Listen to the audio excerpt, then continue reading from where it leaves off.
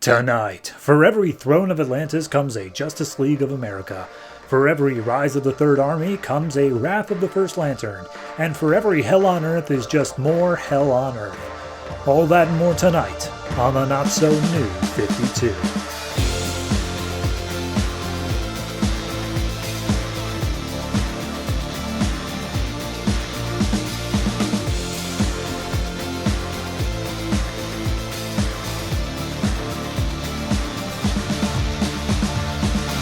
Hello everyone and welcome to episode 77 of the Not So New 52. I am your host and I have 17 comics to talk about. It is too many and this episode is too long. You may say, oh, I listen to like 3-hour podcasts. It's no big deal if you go a little over. No, I try to keep this at an hour 45. Look at that length of this episode. It's too long. I have already spoken too much. Let's get into the comics.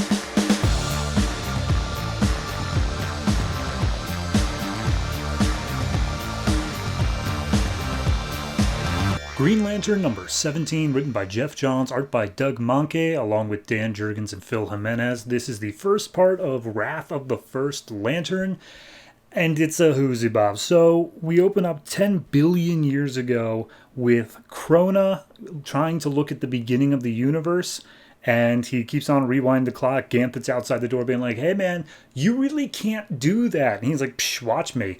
And then all of a sudden, as they bust into the room, the hand of creation shows on the screen. And he's like, oh, here it is. I did it. I saw it. And Ganthet's like, you really shouldn't be looking at that. That's kind of a big, bad idea. And Krona just tells him, nah, you're superstitious. It's no big deal. But then all of a sudden, the hand curls up. And it apparently has a Green Lantern ring on it. And everyone's like, well, what's going on with that? And then the screen explodes. And everyone is slightly injured, and as Ganthet wakes up, he sees like a stereotypical U.S. astronaut entering, and he's like, hey, I've been traveling against time and space to get here. My name is Volthoom, and I come in peace, as he looks absolutely menacing. So that's the prologue. Then we get to the story proper, where Simon Baz gives a entire history of, hey, just in case you weren't reading this book during the Rise of the Third Army, here's what's going on. I'm currently in a vault in space because I went into a book of Black Lanterns at the end of Rise of the Third Army. And as he gets there, he meets the Black Lantern, Black Hand, and Black Hand's like, who are you? Did the Guardian send you? And he's like, I have no idea where I am or like what's going on, but I'm a new Green Lantern. And Black Hand says like, well, you're in a vault, so that was pretty stupid of you. And Simon reveals that he's trying to look for Hal Jordan. That's his only goal right now. And Hand says, well, he's dead, and I'm going to kill you too, because the only good Green Lantern's a dead one. So he starts trying to attack him, and Simon's like, no, you don't understand. Like, the Guardians are going to destroy the core. And the Black Hand's like, why in the world would he ever want to do that? And then Simon conjures up a Green Lantern truck to hit Hands with, and he's like, I don't know, I'm new. So at that point, Simon's trying to figure out what's going on. He hears voices from the other side of the vault, which are the other Guardians that got trapped in there. And Black Hand comes back out and just be like, okay, look, regardless, you're going to get me out of here. I am sick and tired of staring at these walls. And he starts strangling Simon. Then we get the First Lantern, who has taken the Guardians captive, and he's back on the planet Maltuz, and he's basically like, hey, Guardians, you guys really screwed me over. You guys did bad things to me, so I'm going to see what I can do to you. And he pulls out Ganthet, and he's like, hey, Ganthet, I remember that you had a little tether to emotion. Why is that gone now? Let me see your constellation, which is basically just the story of your life all at once. And we see Ganthet's entire history laid out on the pages. And First Lantern sees the moment in, I think it was like Green Lantern New Guardians issue 1, where he gets his emotion drained from him. And he's like, huh, okay, well, that's new. Anyway, let's see. I have this special power where I can go back in time and make changes. Let's see how that works out. And so they go back to the moment where the Guardians chose to betray Volthoom, the First Lantern, and he was like, all right, we're going to go back then, and instead of you guys getting rid of your emotions at that point, you're going to convince them to keep their emotions, and we're going to see what happens there. And so the moment plays out, and Ganthet basically has no choice but to obey. And he convinces all the other Guardians, like, hey, yeah, the First Lantern has power over a bunch of emotional things, but we should be even more in tune with our emotions. Sound good? And they're like, yep. And then all of a sudden, we cut back to Blackhand and Simon Baz, and time starts going a bit wobbly. Blackhand suddenly loses his powers and has no idea why he's there, and Simon is replaced with Abin Sur, like the original Green Lantern. And just as soon as they start getting their bearings, time goes wobbly again and replaces them. And Blackhand's like, what? What did you just do? And Simon's like, it wasn't me. So then he gets a Green Lantern hammer, busts through the walls of the vault, and sees the other Guardians on the other side. So then we see back in the Maltus, First Lantern apparently is too weak because of all of his time imprisoned and how they drained the energy from him. So he has a plan to go to all the other Green Lantern books and all the other lanterns and use them in the same sort of what if sort of story. And so that's what's going to happen here. But one last thing we get is as Simon's talking to the other Guardians who were trapped, he's like, hey, you guys are Guardians, right? You're the ones who screwed this up. Blackhand sneaks up behind him, puts him into his black ring the same way he did Hal Jordan, and we see a final page of Simon arriving right next to Sinestro and Hal, with Sinestro going, please tell me you are not the one that are supposed to be rescuing us. So that's the beginning of the Wrath of the First Lantern. I think it did a good job of setting up that First Lantern is a force to be reckoned with and that he can literally rewrite history. I don't think they quite explain why. That seems a little bit out there, but regardless, it's setting up the threat. I feel like the Simon plot was probably stretched a bit too thin because quite literally 3/4 of all of Simon's stuff was just Blackhand going, hey, let me out of here. And Simon going, I don't know what you're talking about. So yeah, that probably could have been a little bit shorter, but overall, I like the issue. Yeah, no, it's a fine start. I think art-wise it looks good, and dialogue it makes sense. So yeah, I'm gonna go ahead and give this one I'll give it a 7.5. I'm liking it, and it has a lot of room to grow. So we'll see where we go on. Oh, and it says follow it to Green Lantern Corps 17, where I'm assuming we'll pick right up.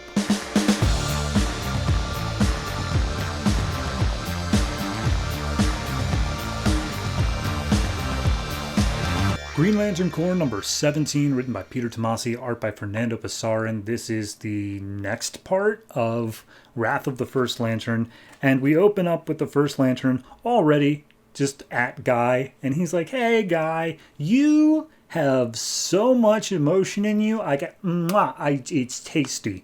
And we see that he's like got all these colorful light tentacles all over Guy.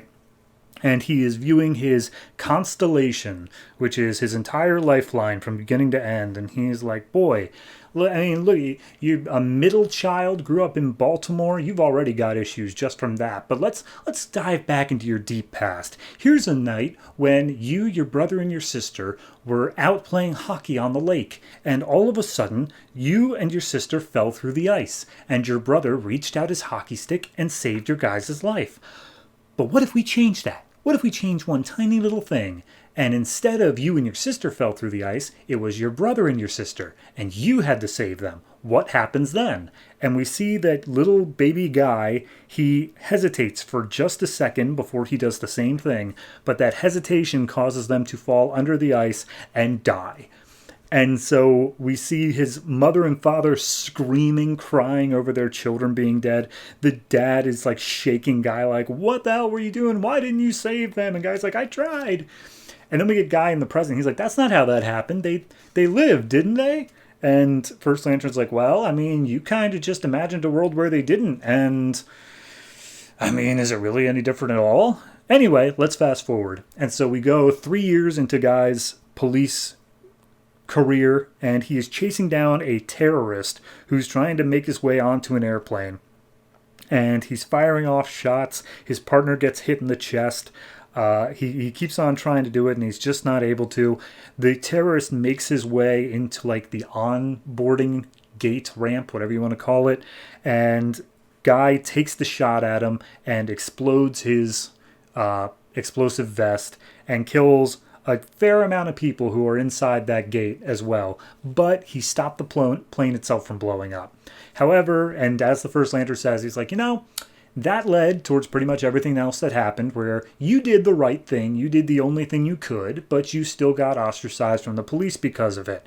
Now, what happens if instead of making that shot, you lost too much blood from him shooting back at you, and you missed it? And we see it play out, and guy missed the shot, the plane blows up, and he basically dies in the process. Like, he doesn't make it through that, and his last thoughts are just the screams of everyone he failed. And guy's like, okay, well, that's clearly not how it happened, because I'm still alive now. And he's like, right, but it could have happened. Okay, one more thing. Remember when you became a Red Lantern and you killed all of your friends as they were trying to come and save you? You murdered John Stewart, Kyle Rayner, and Hal Jordan in your rage and fear.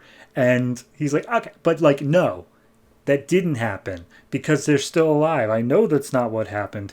And then all of a sudden in his past, he is surrounded by like a huge army of like zombified looking dead of all the people that he's failed. Most importantly, his brother and his sister right up on him. And it's just like, oh, you belong to us, Guy. You're your greatest failures. And we see Guy just pleading for the First Lantern to make it stop. He's like, that's not how it happened. Please stop showing me this. I don't want this at all. And First Lantern just says like, oh, you don't understand what we've been doing all this time. If this is what I want, then it's what is. And that's just the issue. It's pretty brief to just talk about, but it does pack a whole hell of a lot of punch, especially in the moments where you just see Guy failing and he's like forced to look at that over and over again. Yeah, so I think that this is a solid next piece of the Wrath of the First Lantern story. I'm hoping that not every issue of this is just going to be the First Lantern going around and making people miserable, and then like all of a sudden in the very last issue of the arc, it's like, but we can overcome, and then the First Lantern just goes away. If it is, I'm backdating and giving every single issue of this a 0, but I don't think it will be. As for this particular one, yeah, no, like I said, packs a punch. The art looks great. It does a fantastic job of explaining like, okay, and here's where things change, and here's what originally happened, and stuff like that. The only confusing part for me is, as a reader of this series, without knowing what happened before the reboot, I didn't know that Guy was a Red Lantern, and they just kind of set that up as a, you should know this by now, which I didn't. So yeah, one tiny little thing. But overall, I got to give this one, I give it like a 7.5. It's great. It's a nice beginning, and it's getting me pumped for the rest of the event as a whole. So 7.5. Green Lantern New Guardians number 17, written by Tony Bedard, art by Aaron Kuder. So, Wrath of the First Lantern, part whatever.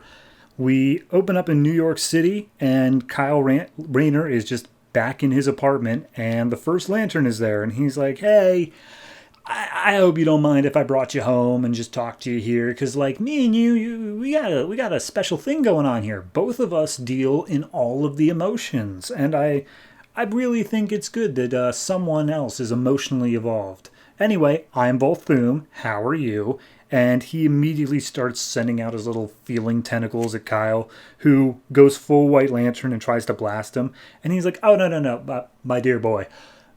You being able to wield the entire emotional spectrum was dangerous to the Guardians, but to me, it just makes you the most fun little plaything. And he tears apart Kyle's life and sees his entire lifeline from birth to now, and he's like, all right, let's take a look.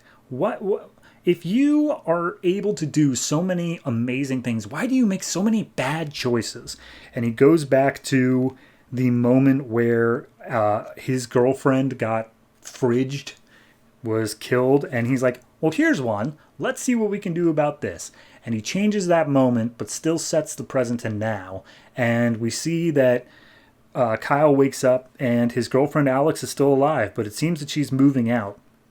And Kyle, he's immediately just hugging her and just like, oh my God, you're alive. You're here. It's great. This is awesome. I think this is some kind of parallel timeline or something like that, but regardless, you're here. And he's like, whoa, hold on, parallel timeline? Like, what in the world are you talking about? Look, you were a Green Lantern for like a little bit, like 2 minutes practically. And then you gave it up because you didn't want to be like putting me or your mom in danger or anything like that. And so that's why you stopped being a Green Lantern. And like it makes me feel guilty that you gave up all that for me. And that's why our relationship didn't work out. And Kyle's like, I gave up being a Green Lantern for you? And she's like, yeah. And I wish you didn't, because maybe then you were going to be, something great, something amazing. And at that point, Kyle just, as she's packing, puts his hand on hers and just be like, hey, again, not entirely sure what's happened over the past few years, but I guarantee you we're not done. Like, I'm not giving up on us. And I genuinely thought I was never going to see you again. And then all of a sudden, his hand starts glowing. And turns out that he still has the White Lantern thing because he still has the ability over all of his emotions. Like, he knows how to do that. So he still is able to become a White Lantern. He grabs up Alex and just be like, oh man, today's the first day of the rest of our lives, Alex. And First Lantern's like, wow, that's crazy. All the other Lanterns that I've been torturing so far have just been tortured. But you somehow managed to turn this around into something positive. That's crazy. Anyway, I can't let you have that. Let's go do something else. So he looks farther back into Kyle's past and is just like, what is this? Are you able to be so positive because your mom or is it your dad? Oh, hey, your dad. That's a whole thing. So at that point, Kyle wakes up. He's underneath the car and he's like, okay, I got to remember. I was just with, crap, what was her name? And he remembers Alex. He shouts it out. And as he looks around, he sees that his dad is there. And he's working in his dad's garage, and his dad is paying off a local cop. And turns out it's just like shakedown money. And Kyle goes out to try to beat up the cop, and his dad stops him to be like, what do you think you're doing? And he's like, oh, I'm not going to sit here and let my dad be shaken down. And so he goes out to yell at the cop. First Lantern's there, and he's like, hey, I just took away the thing you just experienced. Like, I went back further into your past, and I made it so that your dad never walked out on you. And at that point, he's like, okay, well, it doesn't matter. I'm still me. I know who I am underneath it all. And he's like, yeah, but like, your dad, he's the one who raised you now. Your dad is the one who did all that. So, I mean, did you know how to work a car beforehand? Do you know how to fix cars? Clearly, you know how to do that now. And he's like, oh, yeah. My dad did teach me that. And he's starting to like remember this other life. But he's like, no, that's not real. None of that is real.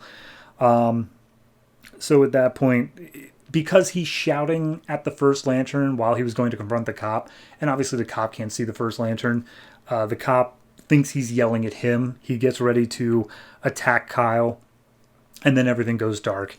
And we cut to another point in time where Kyle did become a Green Lantern, and so he's flying around with this ring. He immediately goes White Lantern again, and as he's looking around for anything, he sees Sinestro's emblem carved up on the moon, and he's like, well, this definitely ain't the right timeline. And then all of a sudden Guy Gardner attacks him, and he's just like, oh, I am going to murder you, Kyle. And Kyle's like, what for? I don't even know what I did. And he's like, and he brings up Hal, because he's like, Hal's the one who stopped the Sinestro Corps. That didn't have anything to do with me. And Guy's like, Hal died. Hal was dead after however he died back pre-Flashpoint and trying to reignite the sun. Like, he's not... It was up to you to stop the Sinestro Corps, and you failed, and all of these good Lanterns died. The entire Corps is dead, and a lot of Earth's heroes are as well, all because you couldn't fill Hal's shoes. And at that point, First Lantern stops time, and he's like, see? That's what you're insecure about. You can't fill Hal Jordan's shadow. You never could. And Kyle's like, that's not how it is. You're an idiot. And he's like, okay, whatever. Regardless, I like you, Kyle. You seem like a good dude. So how about this? Unlike everybody else, I'm going to let you pick which reality I send you to. Which timeline will be the quote-unquote real one? And Kyle pauses, and he's like, I want to be with Alex. Send me back to Alex. Just let me have my life with her. And First Lantern's like, no. And then he immediately just throws him back into an empty apartment. Kyle's like, you promised. And he's like, yeah, I did. That's because the emotion I like the most, the tastiest one for me, is despair. And boy, do you have a lot of that. So yeah, he that's where the issue ends. He just throws Kyle a bone and then immediately rips it away. I think this one is great. I think it is a solid look, not only into Kyle as a character, but also examining just how far the First Lantern's powers reach, because clearly there is a limit. He was not able to overcome the fact that Kyle Rayner is a White Lantern. Like, that is an immutable fact now. So that's interesting to see. I like that concept, that there are still limits to it, even though he seems to basically just be reality shifting. So, yeah, overall, I'm going to say this one... I want to say 8. I think I'm going to go with that. I'm going to go with an 8 out of 10. It is a super solid book. The art is great. Really don't have any issues with it at all. It's just kind of setting up bigger things down the road. So, loving it.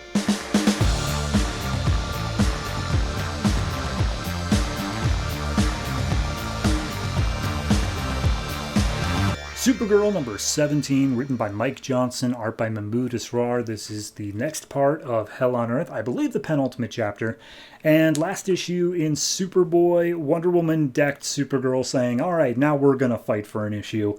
And that's exactly where we pick up of Wonder Woman being like, hey, I'm sympathetic because it's clear you're being lied to, but at the same point, gonna kick your ass. And she's like, bring it. So they immediately start fighting each other. But before we get that much into it, we see the Oracle, that giant statue thing in space, has arrived at Earth, and it's just kind of hovering right over top of it, yet seemingly nobody notices. And then all of a sudden, Jimmy and Lois experience like a glitch in the Matrix where they like repeat themselves, and they're like, wait a minute, okay, something's going on with time. Batman, Flash, and Cyborg are trying to keep the world from literally imploding as there's a tsunami about to hit Tokyo and a whole bunch of nuclear reactors are failing around the world for Cyborg to fix. But none of that's important to the main story. Back to Supergirl v. Wonder Woman. Supergirl starts going after Superboy. Wonder Woman uses her lasso to pull her back down to Earth, and Supergirl's like, did you just pull me down with a rope? You think a rope's gonna stop me? And she immediately goes over and just starts beating the crap out of Wonder Woman's face. Cut to Hell beating the crap out of Superman's face, and he's just like, dude, stop it. You know you can't beat me. I'm going to save Krypton. And he's like, Hell, you are crazy. And he's like, oh, I'm crazy for wanting to save your home, your family. And Superman just punches him in the face and like, don't you talk about my family. Keep my wife's name out of your mouth. And so he starts beating the crap out of Hell. And as he gets Hell down on the ground, Hell just does like a huge uppercut move that blasts Superman out into like outer orbit. So then cut back to Supergirl and Wonder Woman. They keep on fighting each other, and Wonder Woman's like, you know, you fight like a child. Like, you're just all raw strength. You have no strategy at all. So that's why Wonder Woman's able to get the upper hand. She wraps Supergirl in the lasso of truth and says, like, all right, you're in the lasso of truth. Now, I really want you to ask yourself, is Hell telling you the truth? Is he trying to destroy the world? And Supergirl's like, crap, I can feel that question gnawing at me, and it really makes sense to question it, but I really don't want to. So then she starts powering up. And she uses her like solar flare move to blast away Wonder Woman. And she's like, all right, I am pretty much out of energy right now. And Wonder Woman just tackled me off the edge of this building. And I have nothing left to fight. So I'm just going to crash down here and chill for a while. So Wonder Woman picks her up out of the crater that forms. And she's like, hey, can you stand? And she's like, yeah. And she's like, all right, cool. Can you look up at the sun for me real quick? And she sees the sun is like crackling off energy and is like clearly not doing okay. And Supergirl's like, what? He said that the sun would be fine. What's going on? And all of a sudden Hell appears. He knocks Wonder Woman like halfway across the continent. And all of a sudden he has the like backwards S marking on his chest. And Supergirl remarks, hey, how did you get that? And Hell's like, never mind. Which... no, because he has just all throughout this event had it and lost it numerous times. So it better get explained in the final issue, because I'm going to be pissed if it didn't. Anyway, Supergirl's like, hey, tell me the truth. Are you going to be cool? And he's like, okay, here's the thing. We're changing the timeline, which means anything that happens in this timeline isn't actually going to be a thing in the new timeline. Yes, people are going to die in this one, but genuinely they will be fine in the new one. And Supergirl's like, no, we can't kill innocent people. And she's like, oh my God, No, screw this. I'm done. Supergirl, you gotta pick right now. Earth or Krypton. Do it. And that's the end of the issue. Okay, so here's the biggest thing for me. As much as I hate Hell's disappearing backwards Bizarro crest, technically he makes sense.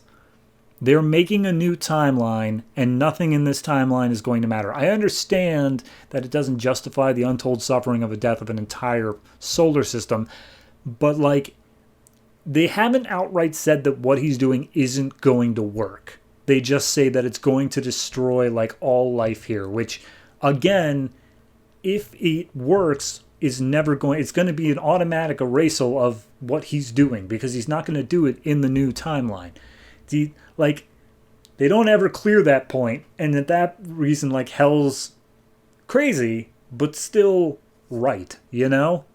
So, I don't know. It was just weird for me that they never actually cleared that point up, and by the time they got to it, they're like, no, we can't just kill people. It's like, okay, but they're not dying. Are you listening to me? In terms of art, in terms of story pacing, all that stuff, it's good. It's perfectly fine. I liked it better than I liked the Superboy issue and frankly a lot of Superman issues, but I think that's just because Supergirl's always been a little bit higher tier of a book compared to those two. So overall, I'm going to give this one, I'm going to give it a flat 7 just because it feels a little bit stretched thin, but I do still like what it did with it, if that makes any sense. It is a decent enough book that is stuck in a far too long event. So 7 for it.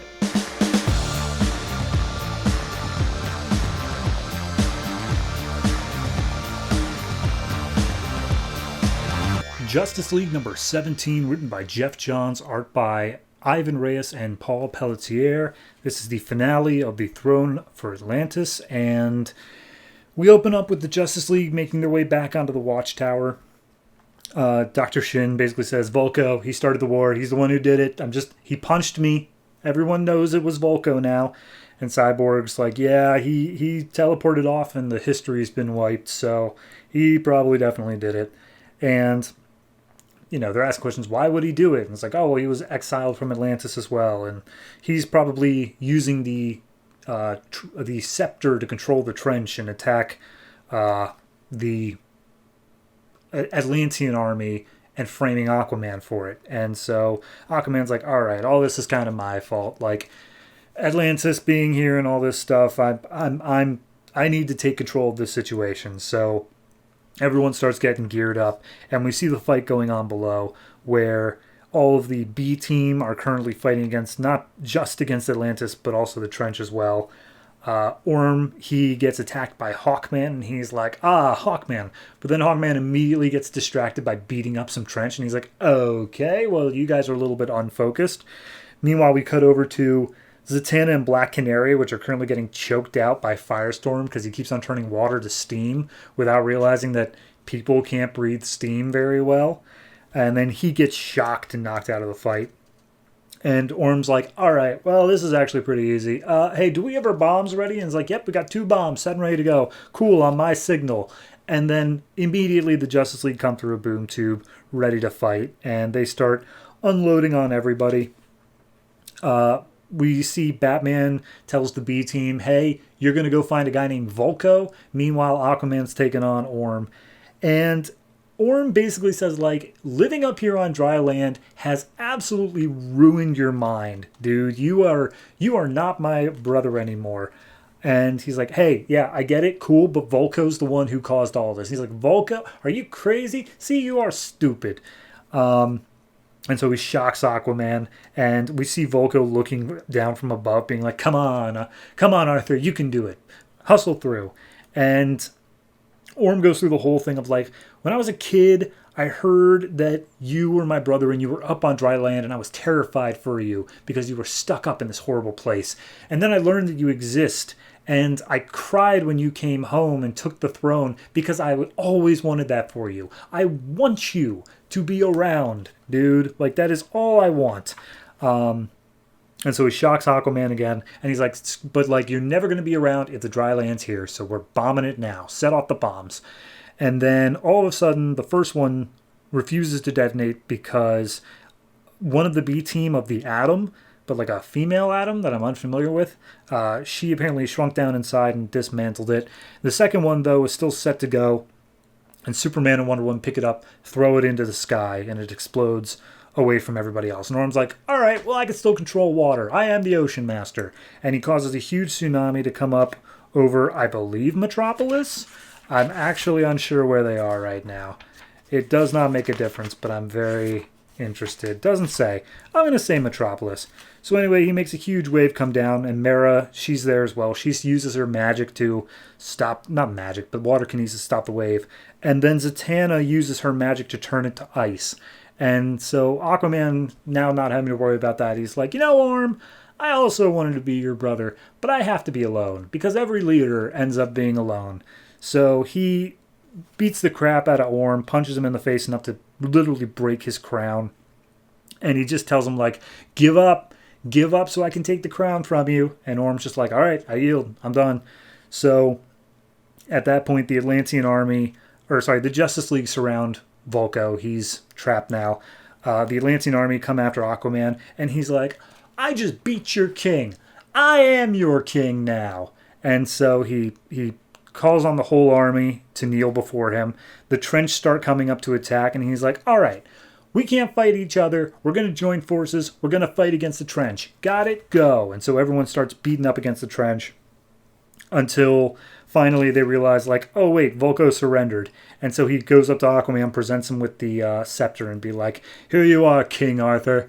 And he's like, Vulko, why did you do all this? And he's like, because I know Atlantis can be great, but it needs you to lead it. And all of this was just to get you to go back to Atlantis. And he's like, are you kidding me?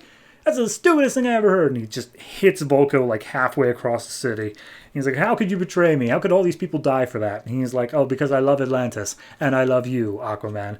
And he uses the scepter to control the Trench, tells them all to go home. And then they're like, all right, how do we wrap this up? Who's going where? And Arthur says, Vulko's going back to Atlantis. He's going to be tried for his crimes. Orm, you got to stay here, man. And Orm's like, what? Are you kidding me? I did this all for Atlantis. He's like, right, but you gave up the crown, and therefore you're not a foreign dignitary anymore. You have to be tried for your crimes. I'm sorry, there is no other way. And Orm's pleading with him like, you cannot be that mean. He's like, I'm sorry, I genuinely do not want to do this. So we cut to some point in the future. Orm is stuck in Belle Reve, and he's just pleading to talk to his brother. He just wants to know what's going on. Cut back to the lighthouse where Aquaman lives. Mara's begging him not to go, but he's like, I gotta be king of Atlantis now. They need a ruler, and I stood up and I took it. So, yeah, I gotta go. And he tells Mara, come with me. You can be my queen. And he's like, she's just like, I can't go back there. So we see Dr. Shin has been vindicated. He's like, oh, we all believe you now. Atlantis exists. And he's like, great, get off my lawn. And the final page that we have here is 3 different settings. One is the Justice League, saying that they need to expand their ranks, so they're looking at new members. Second is a group of villains saying the opportunity is now. We're going to recruit for our own evil league. And I say they're starting with the Scarecrow. And third is Amanda Waller talking to Steve Trevor saying, now we have to start our own league, the Justice League of America. Okay. All in all, I think that was a very satisfying conclusion to the event. The best part of it being an event is that it left each of the players in a new place. It left Aquaman going down to Atlantis. It left the Justice League opening up its ranks. And it allowed for whatever the villains and whatever Amanda Waller's doing in Justice League of America. I'm liking all that. All that's good. Art here, great. The dialogue between characters, fantastic. I think this is probably one of the most solid endings to an event we've had across the entire New 52. So I'm going to give it I'm just going to say 9. I actually think it is worth a 9 right now. It is a solid entry. I really do enjoy it, and I can't really fault it for much of anything at all. So check out Justice League of America.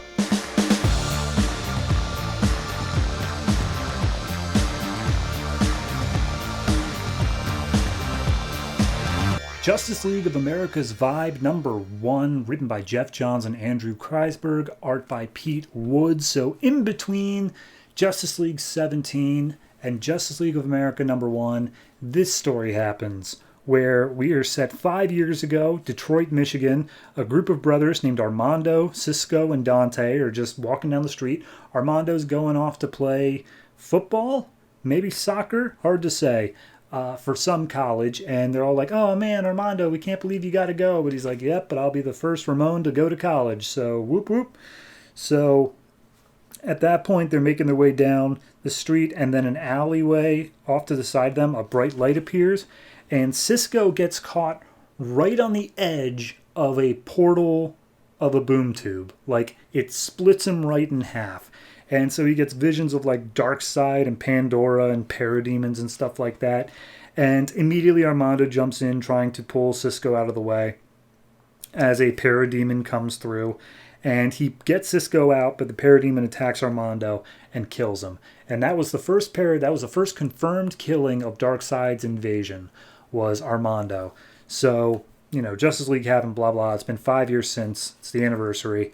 And we see that Cisco is now working at pretty much a Best Buy, and he's watching this on the TV, and a customer comes up being like, hey, can you tell me which of these cameras is good? And Cisco's like, yeah, sure, try this one. And he takes a picture of Cisco, like, by surprise as, like, a test of the camera, and it all comes out super blurry, and he's like, screw it, I'll just buy online. So then Dante shows up, and he's like, hey, Cisco, I just came by to say hi to my baby bro. And Cisco's like, yeah, it just so happens to also be payday. What do you want? And he's like, oh, well, I mean, if you're saying you just got paid, then maybe we should. And he's like, don't even talk about it. And we see, I'm assuming after work, Cisco and Dante getting some burgers. And it turns out Dante wants to go down to casino and basically gamble away the paycheck, because one time, way long ago, they tripled it. And since then, they've lost every single time. And he says, like, I'm saving this money up to go to college. I want to follow in Armando's footsteps. And Dante tells him, like, that's a sucker's bet. Nobody needs college anymore. Like, just go out and get a good job. And he's like, yeah, okay, sure. So then he asked Dante why he didn't come to the ceremony today, I guess honoring the people who died in the Darkseid invasion. And Dante's like, I was busy. I don't want to go. What do you want from me? And he says how disappointed his dad was that Dante didn't show up. And tells him, like, it wasn't your fault, Dante. That thing is what killed Armando, not you. And Dante gets all pissed, and he's like, yeah, whatever, bye. So he storms off. And then as Cisco's walking away, he gets spotted by an Argus vehicle who stops him, and he's like, hey, I'm Agent Dale Gunn. I'm with Argus. Get in the car. And he's like, I'm not getting in your creepy car, man. And he's like, oh, well, how about this? I can give you justice. And he's like, what? What did I do to you? And he's like, no, justice for, like, your brother. And he's like, oh, okay, sure. So he gets in the car. He reintroduces himself. He's like, Argus, we deal with superhuman threats. It got formed after the attack from Darkseid, and we've got a file that I want to show you. And he passes it over, and it's marked as Vibe. And he's like, what's Vibe? And he's like, well, it's this guy who's been showing up in the area of Detroit, and no camera can seemingly catch an image of him. But he's definitely been around. And he's like, well, I don't know anything about that. And he's like, right, yeah, sure. Anyway, gonna need you to do something for me real quick. And all of a sudden, Cisco's head starts going crazy. And he's like, oh, Cisco, I'm not doing anything to you. This is all just because of what's nearby. And as they pull up to this house, seems completely abandoned. But it turns out that Cisco is able to pick up a vibration of any time that there are interdimensional beings nearby. And it just so happens that in this house is a parademon, and he, like, uses his powers to see inside the house. He sees the parademon, and as soon as it's recognized, it busts out and starts attacking all the Argus agents. But then Cisco's like, well, now hold on. That's not just any parademon. That is the parademon. That's the one that killed my brother. And immediately it starts attacking Argus agents, and Dale Gunn's like, hey, look, we've been analyzing you. We think you have more power than you know how to control. So we just need you to focus right now and aim that power at the parademon. Okay, can you do that, kid? And he's like, And then all of a sudden the parademon's about to drop a car on Cisco. And seemingly it does. Dale's the only one who seems to get out of the way. And as Dale turns back around, Amanda Waller's trying to contact him like, hey, give me an update. What's going on with with our package. And then all of a sudden, this beam of energy shoots up where Cisco was, and he's got at least some control over his powers. He's got like an energy field around him. He starts blasting the parademons, shouting like, "You killed my brother, I'll kill you." And so he attacks the parademon and seemingly kills it. Like, it's just down and out. It's got nothing else that can even go on. So he's like, "Yeah, no, we'll take care of the cleanup here. Don't worry about it. Literally nobody can ever capture a picture of you, so you're good. But you're going to come with me." And so they go to an Argus branch that's in Detroit, and he's like, "Yeah, we set up a site here because, as it turns out, Detroit, ever since the invasion, is like ground zero for a bunch of interdimensional incursions. So we want you to stop things from coming over from the other side." And Cisco's like, "You want me to be a border cop?" And he's like, "I want you to be a hero. Okay? So I want you to... There's something else coming. We don't know if it's more dark side stuff or if it's even worse. But we've been analyzing. We know something else is coming. And so we need you to do it. So starting tomorrow, not only are you Vibe, but you're also going to be part of a team. The Justice League of America." And so at that point, he goes off. He's now got his costume. And Waller's like, "Okay, can you get him to completely control his powers by, like, tomorrow? Because A, that's when the team's going to be happening, and B, we need him to control his powers." And Gunn's like, I'll do what I can." So Cisco goes home and he immediately tells Dante all about it. He's not worried about the secret identity at all. But then we cut back to the Argus thing, and basically we just break down that they have a pod waiting for Vibe if he doesn't work out. And not only do they have a pod for him, they have pods for like a bunch of different metahumans, and they are filled. Like, there's pods for... all the names are hidden, but you can see the things inside of it, and some of them are some pretty deep dives. There is one that's marked Gypsy that is given some special attention, so we'll see where that comes up. However, they do say that the inevitable is going to happen because in one of these pods, and very securely locked away, is Darkseid's daughter, and they know that he'll be back for her. So that's happening in this book. Honestly, didn't expect it to be in Vibe of all things, but hey, whatever. It's a solid... It introduces the character. It gives a vague idea of his power set, basic energy manipulation along with interdimensional crap. And then it's also setting up for Justice League of America. I think it's a solid enough issue. I don't see any real problems with it. The only issue is that it is such a minor character. They're going to be fighting uphill the whole time.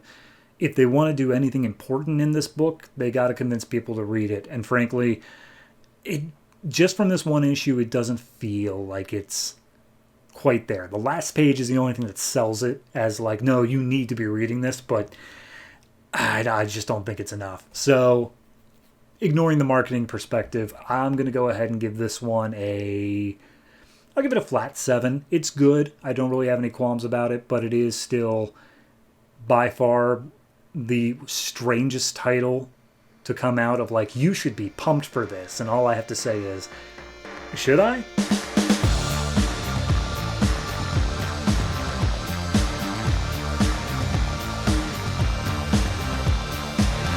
Justice League of America #1, written by Geoff Johns, art by David Finch. So, 5 years ago, at the very end of Darkseid War, we got a glimpse of these two, of, oh, hey, two supervillains, and they're saying, oh, the superheroes are coming out. What do we do? And the guy's like, oh, I guess they'll call us supervillains. But then we get the extra bit of one of the guys is named Professor Ivo, and the other guy has a map to make. So, that's that. Anyway, cutting into the present, we have a man who's named Dark Hunter is running through the woods, and he's like, I'm going to die today because I'm being hunted down by the Justice League. And we see Batman, Wonder Woman, and Superman chasing after him, like firing laser beams and crap like that. And they say, oh, I can still hear him breathing. Our creator wants him dead. So then we cut to Steve Trevor and Amanda Waller in an office, and it's just the opening of the Suicide Squad movie, but for Justice League of America, where they're just deliberating on who's going to be on this crazy team. But first we get her having to talk down to Steve Trevor, being like, hey, I'm now the liaison to the Justice League because I volunteered to be. And as such, I think that we need a Justice League of America because we need someone that's able to fight against the Justice League if they ever went rogue. And Steve is just basically like, that's stupid, and I don't know why you need me here. And he's like, well, you knew about Wonder Woman. You two were close, and then you were left behind. And he's like, yeah, okay, again, I'm kind of over that part. And she's like, yeah, how over it are you? We got this from Justice League International. And she flips around and shows a picture of Wonder Woman and Superman kissing. And Trevor's like, I don't care. Well, I was like, yeah, okay, sure. Anyway, what happens to the world if Wonder Woman, being a freedom fighter and all, convinces Superman to be a little bit more forward-thinking? Or even worse, they break up? What happens to the world then, Trevor? And he's like, all right, fine, what do you want to do? And she's like, oh, all right, well, here's your team. And she passes over a folder to Trevor, who's like, why are we going all low-tech? And be like, because Cyborg is in all the tech. Clearly we want to be low-tech for this. Come on, man, think. And we start off with Hawkman, who's chasing down a criminal down the streets and says, like, I have you now, Biff. And the guy's like, Biff, my name's not Biff. And he's like, well, it's going to be Biff if I pull you in for judgment, Biff. And he calls into Thanagarian police saying that he's gotten a space criminal named Biff Rock. And the guy's like, that's not who I am. Oh, geez, you're a crazy man. And Hawkman raises his mace, and turns out that Steve Trevor and Amanda Waller, he's willing to work with them so long as they provide diplomatic immunity for him to continue on with his ability to work as a Thanagarian police officer, which, to be fair, is not what's going on in Hawkman's book at the moment, so I have no idea where they're pulling this from.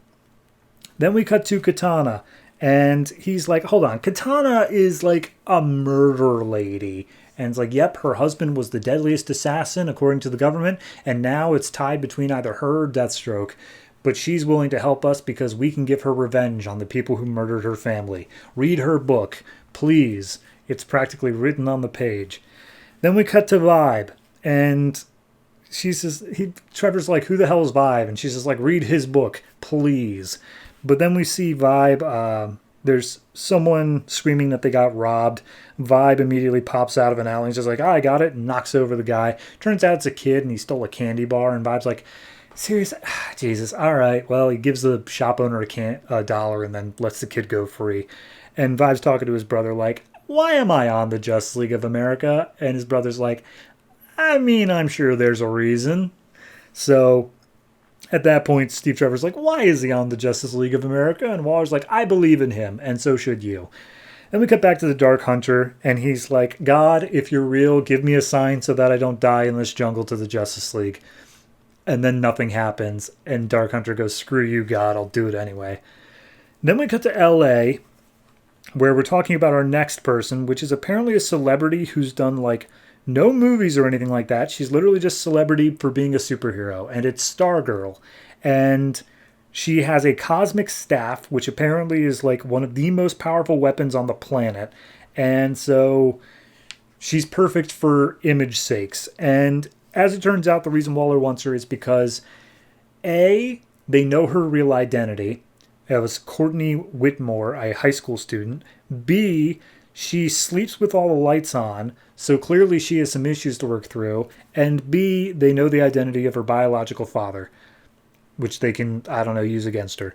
And then we just get a flash of a few more. Martian Manhunter, which Steve is like, that's a bad idea because he already got kicked out of the normal Justice League. Simon Baz, who at this point is still a wanted terrorist.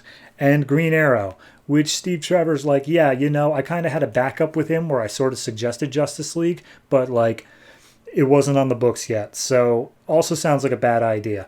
And Amanda Waller's like, well, where do we get our Batman-esque character? And he's like, I got an idea. So then we cut to a hotel where Catwoman's breaking into. Steve Trevor just inside waiting in the room. They get into a brief fight until Steve Trevor's like, yeah, okay, here's the deal, Catwoman. somebody stole your identity of Selena Kyle, and you're scared of them, but I got their real name. Interested? And Selena's like, sure. So now they've got a 1-to-1 matchup of everybody on the team. And then Green Arrow's just their wild card, I guess. But then it's like, all right, cool. So let's go ahead and set the team up basically for tomorrow. You're in charge of finding Martian Manhunter. And she goes off to find Green Lantern Simon Baz because he's technically busy in Geoff Johns' stories. So at that point, Steve looks around the room and says, you can come out now, Jean. Turns out Martian Manhunter's been there the whole time. And he's like, how'd you know I was here? And he's like, you're always here the whole time whenever we're talking about you. Anyway, are you in? And he's like, yeah, I'm in. But know this, if you mess with me at all, I'm wiping everybody's minds. And Trevor's like, yeah, all right, sure. So at that point, he gets called down. Turns out a guy's come back. It's the Dark Hunter, but he's in really bad shape. He's probably not going to make to it. Steve runs up being like, this man has information and I need it before he dies. And as they unmask the Dark Hunter, turns out it's Green Arrow. And Green Arrow says, hey, they call themselves the Secret Society, and the guy heading it up, and then the heart monitor goes flat and Green Arrow seemingly dies. But judging by how he's on the cover of every single issue in this trade paperback, I don't think he's dead.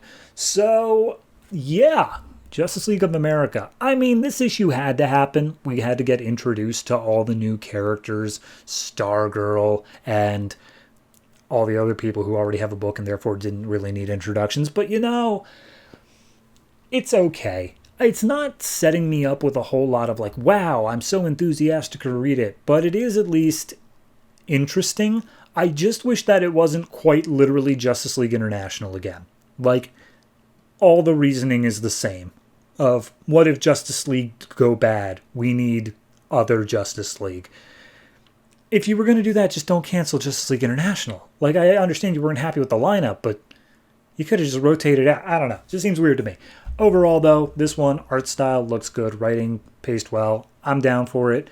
I'm going to give it a 7 flat. It's got issues. It does have some issues, but hey, it's a comic book. Of course it's going to have issues.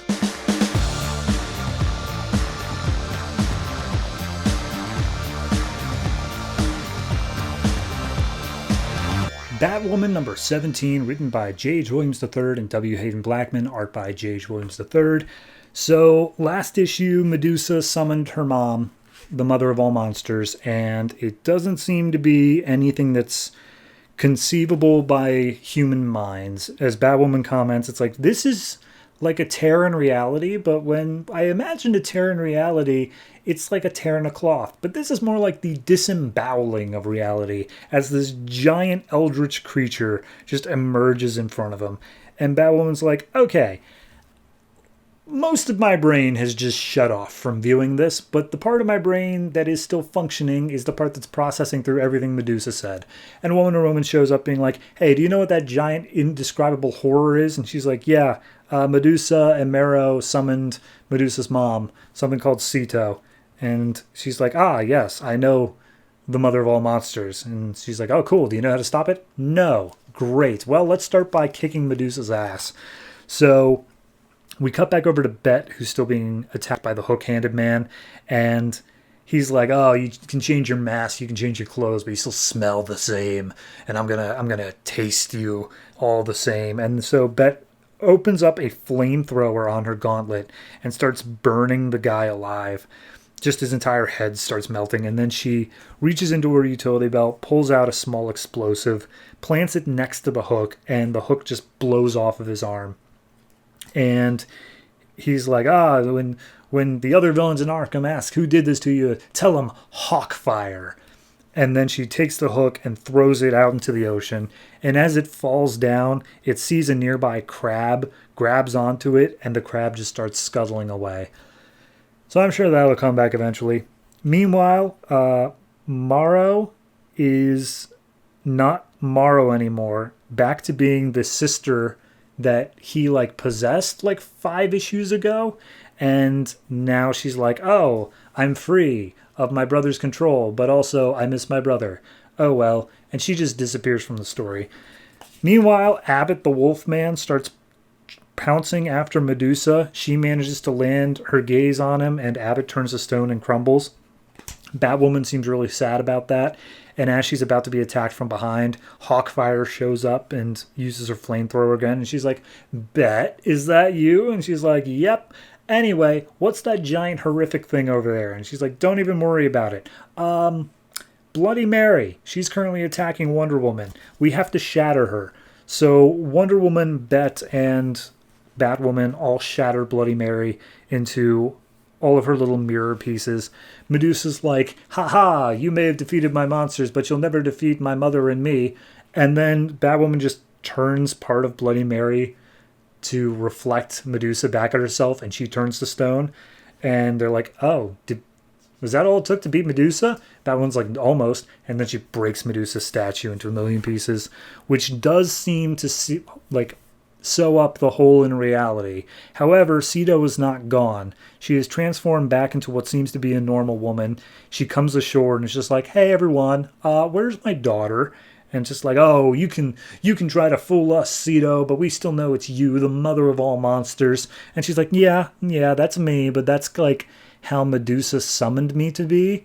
And now that she's gone, like, I don't want to be a world-ending monster. That was just what Medusa wanted. And the Batwoman's like, okay, well, what do you want? And she's like, I just want everyone to forget that me and my children exist. Like, I just want a new chance at life. And Wonder Woman comes up with her sword being like, well, it's all going to be the same if we just let you do it again. Got to kill you now. And Batwoman's like, okay, or maybe she deserves a second chance. And Wonder Woman looks on, puts away her sword, and grabs Cedo by the hand being like, I'm going to keep the world safe from you, but I'm also going to keep you safe from the world. Okay, cool? Great. So then Bet signals that the DEO is coming in. She gives her new code name to Batwoman. She's like, call me Hawkfire. And she's like, yeah, okay, I'll do that. And Wonder Woman's like, yeah, I don't really want to be here for the DEO either, so I'm going to split. And Batwoman takes out a camera that was in her cowl and says, yeah, they wanted me to record everything to do with you. You just kind of help save the world, so seems wrong for me to give away all your secrets. So take this and do what you want with it. And she's like, thanks, Crunch. Anyway, if you need anything, give me a holler. And she's like, yeah, no, totally, will do. So DEO comes up, and she's like, no, don't get Wonder Woman get away. We need to debrief her. And Batwoman's like, yeah, good luck with that. She's like, well, what happened to our camera? I was like, I don't know, must have got broken. Anyway, I'm going to go take care of these kids that have literally been the entire point of my entire series since issue 1. And she goes over to the kids, and she's like, I have been looking for you for so long. And we see Maggie is sitting on a swing set in the fog. Batwoman comes out with the kids following her, and Maggie's like, is that them? Is that all the kids? And she's like, yep, that's all the kids. Mags. And Maggie's like, what did you call me? And Batwoman just leans in, kisses her, and says, marry me. And that's almost the end. I forgot about the epilogue. 1 week later, Sarcophagus is opening up. Inside of it is Batwoman's sister, Beth, still believing her to be called Alice. And a voice is talking to her saying, like, hey, you're going to be groggy for a few days. You had some crazy sedatives in you. But don't worry, you're going to be of use to us. And it turns out the one talking is Bones of the DEO. What a dick. Okay. I know that there is a lot of backstory and behind the scenes BS about this marriage proposal of Batwoman. I'll get to it if it comes up.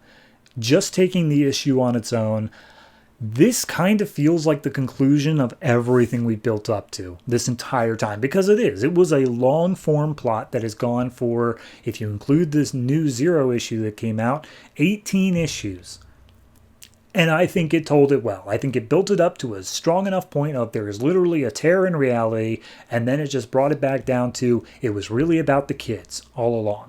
I enjoyed that. I think it was very well done. The layouts were crazy, but also great. The art is amazing. This has been just a solid arc throughout. So overall, I think that this is probably a 8. Just a flat 8. What's keeping it from an 8.5 is there were several subplots in here, like Abbott the Werewolf and the sister of Morrow, who I can't remember at the moment, kind of just being like, And then that happened. Don't worry about it. Had to be wrapped up, but it also wasn't wrapped up quite as nicely as I'd like. So, yeah, 8, very strong. Looking forward to the future of Batwoman.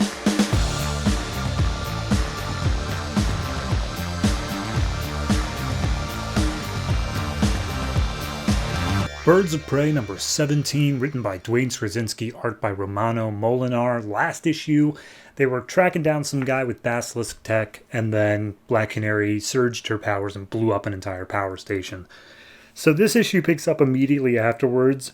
All of Gotham is without power. Black Canary's just standing there like, did I do that?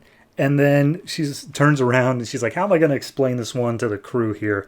And Batgirl immediately just jumps in with like, geez, they must have rigged some explosives to go off. And Black Canary's like, yeah, that's what they did. That's what happened. So Batgirl and Condor are going into the building to try to search for survivors. And then the Strix, Starling, and Black Canary are all left outside. And Starling's like, was that the same power surge as the one you had before? And she's like, yeah, nothing to worry about, though. It's totally normal. And Starling's, yeah, okay, anyway, I gotta go make a phone call. And then Strix turns to Black Canary and gives her a look, and then immediately starts attacking her. And Black Canary's like, oh no, you don't get to do this. Like, you were part of the Talons. You especially don't get to judge me. And they fight for a little bit until Batgirl turns around just like, what in the hell are you guys doing? And Strix carves into the dirt that she will kill all. And apparently Batgirl just never sees that because they don't bring it up later. But regardless, we cut to inside the building where the guy that they were tracking makes his way out of the rubble and says, I recognize that cry. That was the same canary cry that was used on me 5 years ago. But this time, I brought along some extra tech, and they're tiny little drones that lock onto people's hearts, like the heat of their heart, and then shocks them until they're dead. And you're only immune to it if you're wearing a bracelet. Sure. So anyway, he sends it out. It locks onto Batgirl as she's trying to figure out, like, what in the heck was going on in this fight? And then it shocks her. Strix comes over, immediately rips it off of her. The drones look at Strix and are like, well, you don't have a beating heart, so you're cool. But then it also looks at Black Canary and Condor, and they show that Batgirl has like a heat signature with like a red blob. But when they show Black Canary and Condor, there's nothing. And I don't understand why.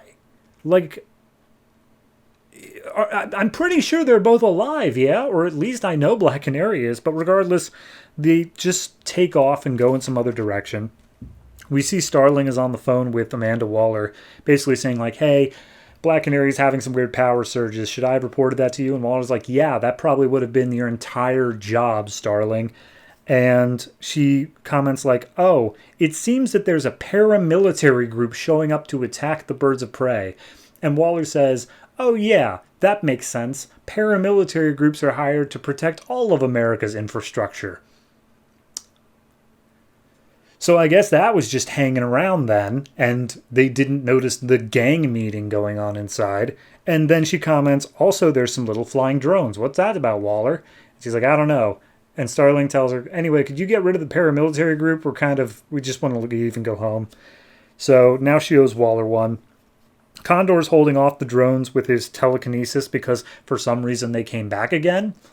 And once again, him and Batgirl go into the building trying to find whoever it is that is controlling the tech. Meanwhile, Strix takes out a few of them with some well-placed kung fu kicks, but then she gets shot a lot, which they didn't say that she was able to get shot, but regardless, she lives through it. And then Strix and Batgirl come to a momentary standstill as Strix is holding... Did I say Batgirl? I meant Black Canary. They're coming to a standstill as Strix is holding back one of the drones that's now targeting Black Canary. And Black Canary basically has to, like, throw herself at the mercy of Strix. And it's just like, hey, yeah, no, I see the face of my husband and then my powers surge, or maybe it's the other way around. I don't know what's happening to me, but if you think that I'm a threat, then go ahead and let that drone do its job. And then Strix tilts her head and drops the drone. And Black Canary's like, I don't know if you thought that was going to kill me or not, but it seemingly got deactivated by Batgirl and Condor in the ensuing fight. So they have some amount of an understanding. The paramilitary group is gone because Starling called in a favor, and she admits to it as much. She's like, yeah, nobody die in the next 5 years because that's how long it's going to take me to pay off this debt. So can we just go home now? And everybody just walks away, and Starling says, who's up for a bourbon? That's it. That's the issue. Why did we need the paramilitary? Like, I get it in that I guess they wanted Starling to be in debt to Waller, but the way Waller was talking, Starling was already in debt. And that's the whole reason she was doing this thing for Waller, like spying and reporting on Black Canary. It just seemed like a hat on a hat on like 4 other hats. It was a lot going on here. And somehow very basic at the same time. Like, we didn't leave, I don't think, a square 20 feet in this entire issue. We were stuck in the same blown out area of debris for this entire time. And they just introduced, there's some drones that lock onto heartbeats, and there's a paramilitary group protecting the waterworks. And it's like, is there, though? This seems like a lot. Especially when the entire thing of last issue is just, hey, we're going to track down a guy. Like, that's it. That's all it was. It didn't even need that much extra. I really wish they would just deal with the Canary Cry thing. I understand they're probably saving it for something, but like, you set it up twice now. Just deal with it. Just do it already. So yeah, overall, I'm going to give this one like a... It's like a 6. It's a flat 6. I'm not that into it. And I never have been, if I'm being honest. I've always given it the benefit of the doubt, but it has consistently let me down. So 6 for this, and we'll see what comes with the next issue.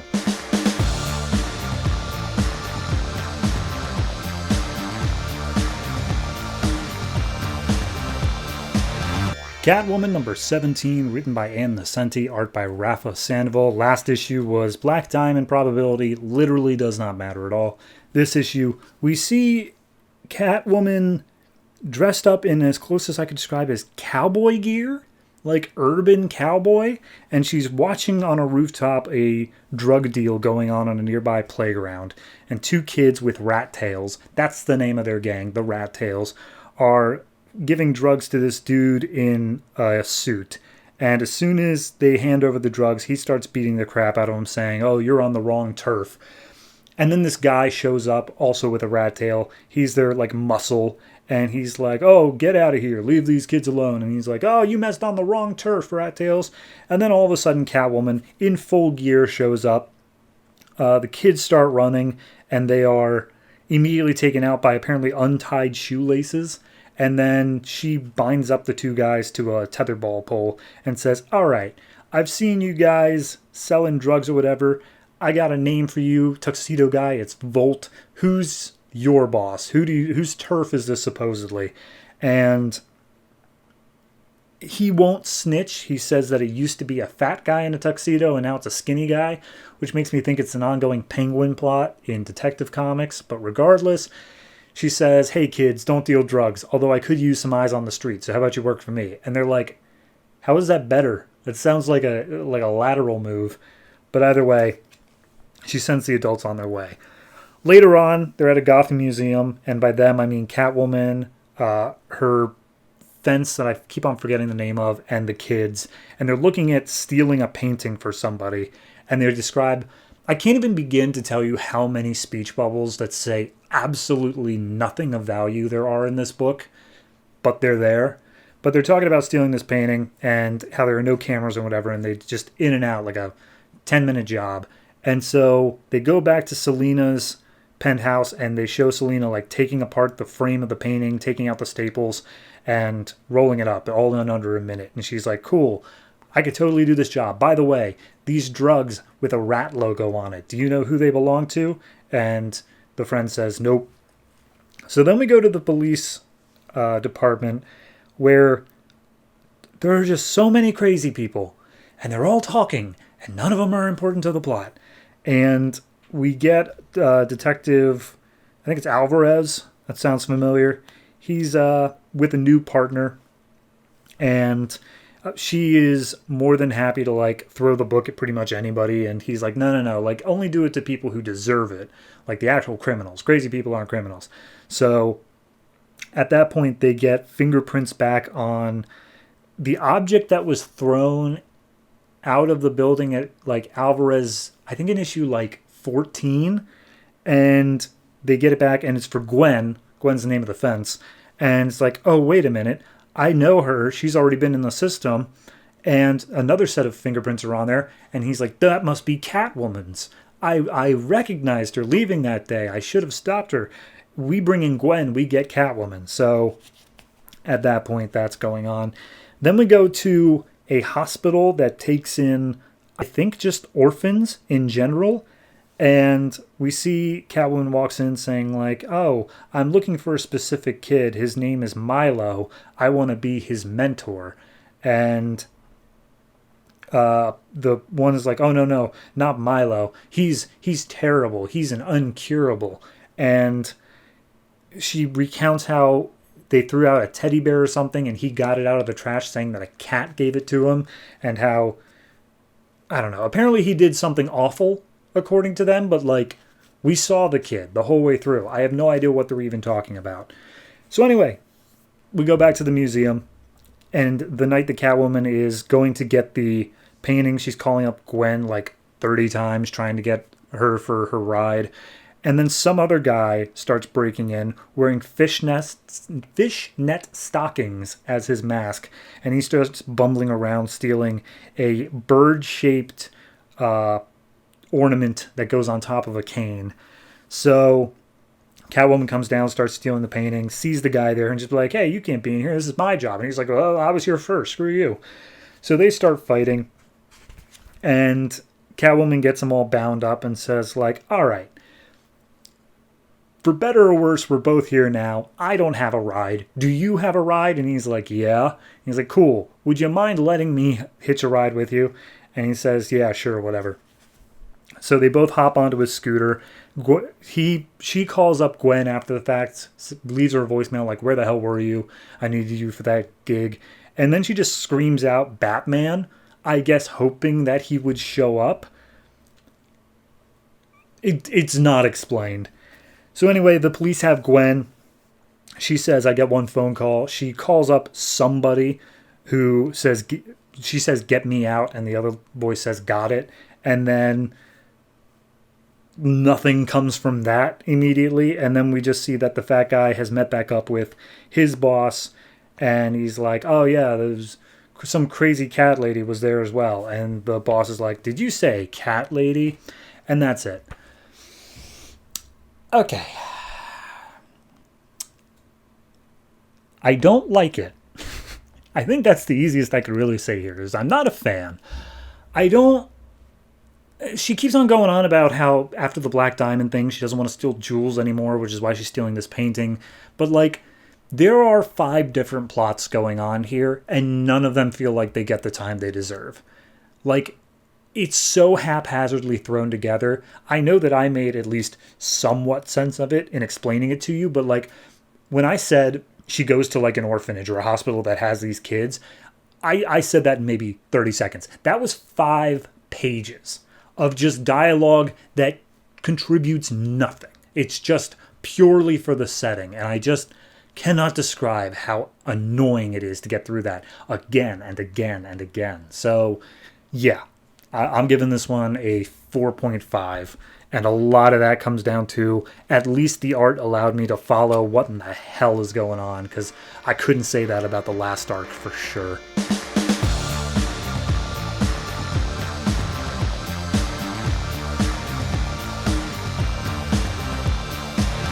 Nightwing number 17, written by Kyle Higgins, art by Juan Jose Rip. This is following up right after Death of the Family.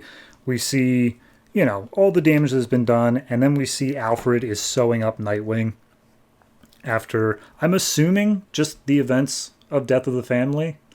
Like, it doesn't follow up perfectly from where that issue left it, but regardless, he's getting sewn up, and he's looking at a news station showing that Amusement Mile has been completely demolished. It's still burning.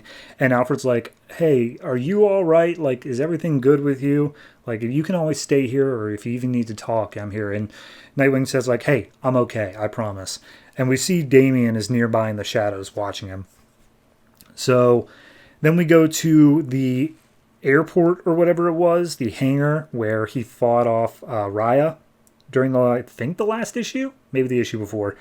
And he picks up her body, delivers it to Jim Gordon, and says, like, her name is Raya. Just get a rush on the forensics on her, because there's going to be a funeral for her and another member of Haley Circus later on. So we got to have her ready for that. And Commissioner Gordon's like, hey, Nightwing, she's dressed like you, and it seems like you have a personal bond. Are you all right? And he's like, yep, nope, I'm okay, promise, as Damian's watching on. Then in the hospital, people start yelling at Dick like, oh, man, we're out of here. We're not sticking around in Gotham. There's no way we could build a life here. And Nightwing's taking it a bit harsh. And the little girl, Christina, she comes up being like, oh, it's not your fault, Mr. Grayson. We know that. And he gets a flash of her with, like, the Joker smile and a mallet and just be like, Christina, you should be in bed. Like, this is important for you. And leads her back, and she's like, Mr. Grayson, are you all right? And he's like, yep, I'm okay, I promise. Meanwhile, at Amusement Mile, they put out the fire to begin with, but apparently blowback happened, like a draft thing, and it's caught on fire again, and it's basically going to burn all the way to the ground. And Lucius Fox is with Nightwing saying, like, look, insurance is going to pay what they can, but it's basically going to go to the circus itself, not to you. And the funerals are being paid for by Sonia Branch's company, but you have, like, no money. So are you good, Dick? And Dick's just like, yeah, I'm okay, I promise. Cut to after the funeral, Raya's buried, James is buried. Sonia comes up and is just like, hey, look, if there's anything I can do, I know how hard it is after my dad died. And there's like a moment, and it's just like, I probably shouldn't talk about him after what he did to you. Anyway, if you need me, just give me a call. And Sonia walks away. And Barbara comes up being like, hey, who is she? And he's like, oh, that's Sonia Zuko, aka Sonia Branch now. And she's like, oh, and you and her are a thing? And he's like, what does it matter to you? And, you know, he's got his issues going on, and Barbara's like, hey, look, are you all right? And he's like, yeah, no, I'm okay, Babs. So after all that, a few days pass, and the amusement mile has been cordoned off, but there's a group of basically memento seekers that are diving in to the debris, trying to find anything that survived from the Joker attack.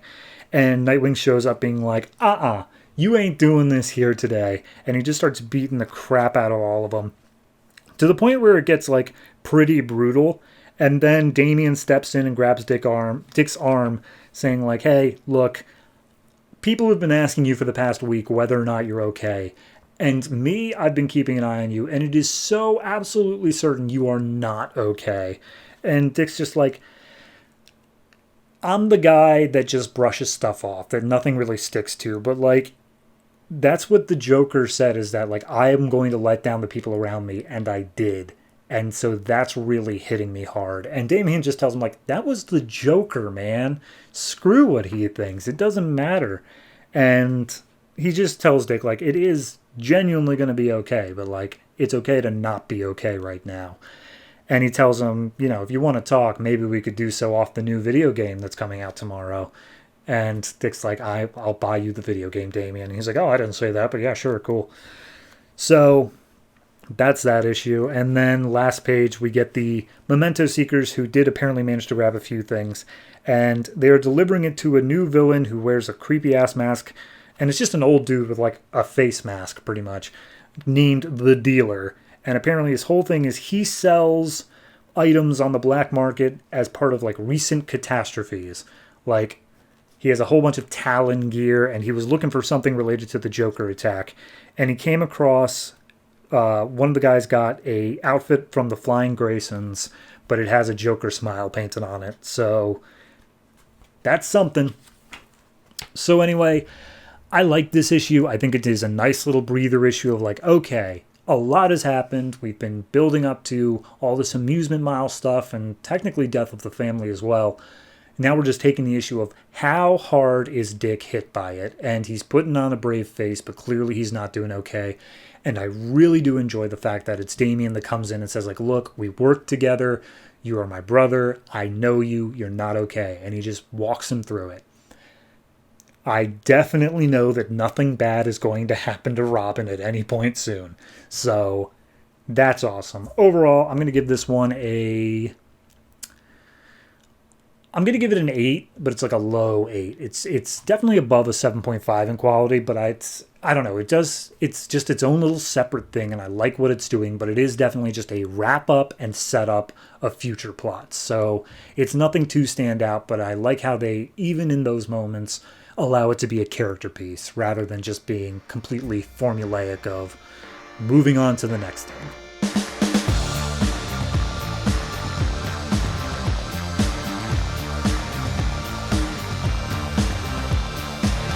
Red Hood and the Outlaws, number 17, written by Scott Lobdell, art by Arjun Siaf, Robson Roca, and Ken Lashley. This is labeled as the aftermath of Death of the Family, but we had the finale for that, and I don't care about aftermaths. So we open up with Starfire and Roy getting a call from Jason. Basically, they're just saying like, hey man, all this crazy stuff happened over in the Teen Titans book. And he's like, yeah, sure, cool. Anyway, I need you guys to do me a favor. Get in the car that I just sent to you. And they're like, what do you mean? We're totally cloaked out on a remote beach. And then they look outside and there's just a car sitting there that's 100% automated to bring them to Jason's location. And then we see Jason. He is, I think, in Wayne Manor, but it's like not, because it doesn't look anything like Wayne Manor. So at one point they say safe house. We're going to go with that. And he looks around and he sees Damien just sitting around moping. And he gives a whole breakdown on who Damien is. And he's like, I'm going to get going. And Damien's like, who cares? Get out of here. No one needs you. And he's like, yeah, well, just want to tell you did good for a psychopath. And he's like, again, don't care what you think, Todd. And they sit together on the bench and they recap how they did manage to work together when they were in Batman Incorporated. But now that they are back to their normal selves, they can't seem to get into that groove again. And Jason tries warming up to him, and he's just like, hey, look, like, we get it. You're in the awkward growing period of, like, what's going on, but we've all been there as Robins. And he's like, I don't care. Leave. And at that point, Roy and Starfire come up, and Roy just gets out of the car and immediately starts talking about how swanky the place is, and Damien just shoots him down like, oh, you look like a hillbilly with that trucker cap. And Starfire comes out, immediately lifts Jason up high into the air because she's just so glad to see him. And leaves Damien and Roy alone. And Roy immediately challenges Damien. Just be like, oh, don't think I won't kick your ass because you're a 10-year-old. And Damien's like, oh, I'll be right back. Let me change into something a little more comfortable. So Jason and Starfire get to talking, and she's like, oh, I'm so happy. You're like the closest thing I have to a friend. I really didn't know what I would do without you. And Jason says, yeah, no, it's totally cool, but you want to come inside? I got to get some stuff. And she's like, I don't think I should. And then I don't quite understand what happens next, because for some reason she really doesn't want to come in. And I thought it was maybe like a claustrophobia thing, or she just doesn't like being inside. But then once he goes in, he sees Dick Grayson Nightwing, and he's like, hey, don't you want to go say hi to your old friend Starfire? And she's like, he's like, no, I don't. I can't. Right now I can't bear to be close to anybody, especially not her. And then he just tells Jason, hey, promise me you'll watch over her. And Jason says, yeah, sure. So, okay, that happened. Despite the fact that Starfire definitely doesn't remember Dick definitely remembers Starfire. So, anyway, we then go to Roy fighting Damien. And Roy's somehow manages to have, like, the upper hand on Damien for a while. Then Jason comes down, sees him, and just be like, you idiots, stop fighting each other. And he goes back inside one last time to go pick up his mask. And it turns out Batman has it. And he's like, oh, I wasn't sure you were going to leave without saying goodbye. And he's like, yeah, I met Superman the other day. He said that you vouched for me. And he's like, I mean, I'm not going to approve of what you do, Jason, but I get it, and you get results. So, yeah, you deserve to be able to do things your own way. And then Jason is leaving, and he turns back to Bruce and just be like, hey, the Joker knew, like, a lot of things about me, even stuff from before I came back as Red Hood. He said he made me. Is that right? And Batman's like, he didn't make you. I didn't make you. You made you. And you should need to know that. And Jason's like, all right, thanks. I needed to hear that. So Arsenal and Damian start playing like football as much as Arsenal throws the ball and Damian has no idea what football is, which, no, I get he was raised with assassins, but he would know how to catch a football. So then we see Jason go back to his old room. And Alfred stops him and just be like, oh, are you staying here for a while, Master Jason? He's like, no, I just wanted to see my old place. And he reminisces for a while. And Alfred's like, it's nice to have a full house for once, even if it's only for a brief while. And Jason leaves and he puts on his helmet again. And as soon as he puts it on, a giant holographic Joker appears before him. And he's like, surprise, it's me. I put this in just in case I managed to lose, or maybe I faked my death. See, you, as I said, were the one that I had a hand in making as a Robin. But then you came back from the dead and ruined everything. So I'm going to put you back where you belong. And then all of a sudden his mask starts spraying out gas, I believe Joker gas, because we see a whole bunch of laughing. And everyone freaks out, goes running to Jason's location. But when Batman pulls off Jason's mask, he just seems to be dead. Like, he's not smiling, he's not Joker-fied, he's not laughing anymore. He's just dead, or at least very injured. So, I don't know what happened there.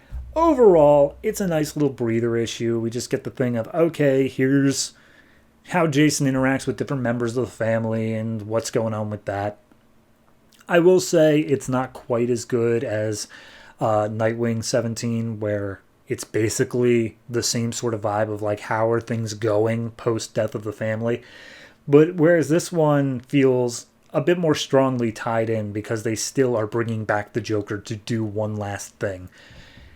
And that, I think, actually kind of cheapens the moment, where it's like, oh yeah, he says all these goodbyes to people, but like, clearly he's not dead. And it just feels a little bit over the top for me. I don't know how to put it into words, but it's just, it doesn't hit the same emotional point that I think it's going for, especially because of all the comedic beats between Roy and Damian throughout. It's just got something weird about it. So overall, I'm going to give this one I'll give it a 6, but it's like a low 6. It's not gaining any favors here. So yeah, I mean, I have no idea where we're going next issue, but I guess we'll see.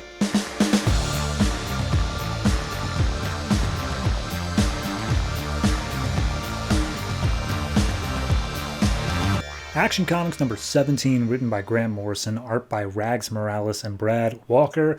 Last issue, whole lot of stuff, can't even begin to explain it, just like I could barely explain this issue. So, we open up with crime scene. It was Mom and Pa crashing their car because of something that Vinny did, and Clark sees them, goes to the hospital with them.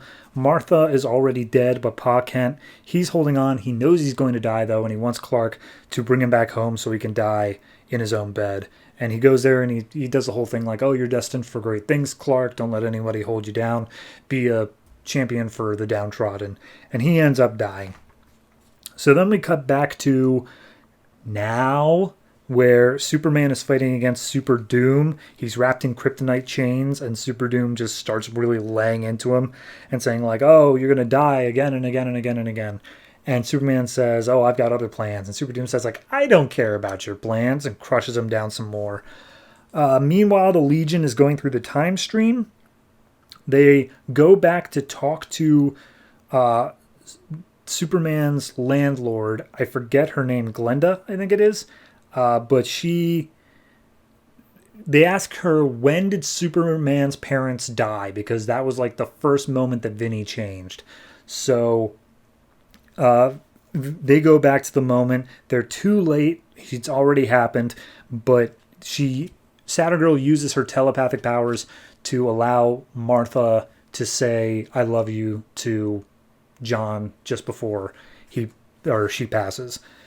So then we cut to later on in Vinny's time stream where he is telling Glenn Morgan back in like issue 1, like, oh yeah, I'll make a deal with you, which allows him to get out of the way for Lex Luthor to show up, which was Vinny's whole plan. But apparently he needs objects of cloth in order to make deals happen and like mess with people. So he is trying to get his hands on Superman's cape from that issue where Superman lost his cape, but then the kid picks it up beforehand and he's like, crap, all right, gonna have to try something else. And he makes the anti-Superman army, the army of, quote, Superman haters. So he makes his deal with all of them. And then we see Nimrod about to take a shot on Superman, or maybe already did, sending him to Mars, I think? I don't know. But then the Legion shows up and says, like, hey, Superman, we have to go back in time to the day that Kryptonite was stolen. There's not a moment to lose. But they don't take Superman with them, I don't think. Again, I don't get it. Anyway, back to now. Super Doom's beating down Superman. He turns to Eric, the one scientist guy, saying like, hey, you may look like a monster, but you were a scientist. You can help me. I know there's a human in you somewhere. And he like stutters for a bit, like, maybe I should. But then Super Doom just throws him around some more. Then they get the Spider-Man moment where he lands in front of some people and he's like, Superman, let us get those chains off of you. And they turn to Super Doom like, you mess with one of us, you mess with all of us. And then Super Doom just fires lasers from his eyes and he's like, don't you get it? I'm a mimetic villain. The more you think of me, the stronger I get. And so he grows in size. Superman manages to melt a car door to his face in order to blind him temporarily. Then we cut to, I think, the future, where Superman is cleaning up the mess of Xadu getting out of the of the Phantom Zone. Saturn Girl shows up and he's like, hey, is this Vinny attacking? And they're like, he's always been attacking. Like, this is just where you start to feel it. And he's like, okay, well, do I win? And it's just like, you got to go to Mars, and then it's all up to you. So then we see the Legion going through the time stream one last time, and they're like, how could I tell him that he died here? It's too late, we can't save him. But as they're going through, they pass by Mixie, who's waking up in the hospital bed next to Lois and Jimmy, and he's like, oh, well, maybe we could help out here. So then we go one last time to Super Doom. He has to pull off of his helmet in order to see again, and we see underneath is a normal-looking Superman, but like with bony protrusions coming out of him, a la normal Doomsday. And then all of a sudden, Lex Luthor shows up in a giant fighting robot and says, step aside, nobody kills Superman but Lex Luthor. Did you get all that?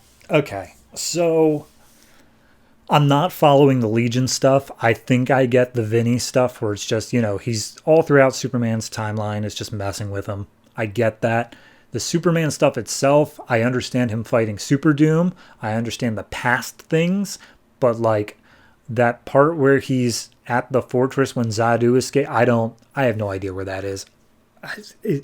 It's so, I feel like I need to have this entire run in an omnibus with like pages bookmarked to every issue. So that way when they make these tiny little references, it's like, oh yeah, remember when that kid stole Superman's cape? That's now referenced here too. And like it's pulling from every issue, which I can appreciate, but it doesn't mean I remember specifically when things were in comparison to other things, All in all though, it is a well-told story. The art looks fine, if not good, like it's somewhere in there, but it is just an issue of it's full Morrison, and being able to follow it is going to take every last brain cell you have. So I'm going to give this one a 7 flat.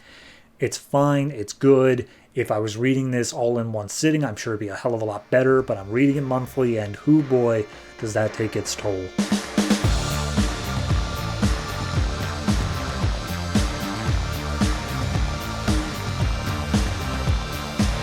DC Universe Presents number 17, written by Joe Keatinge, art by Ricken. This is focused on Arsenal, and it's just a one-off. So we open up with some random criminals being beaten up by Red Hood and Starfire, and they're just asking like, hey, we left a note for Arsenal, right? Like, he knows to be here right now.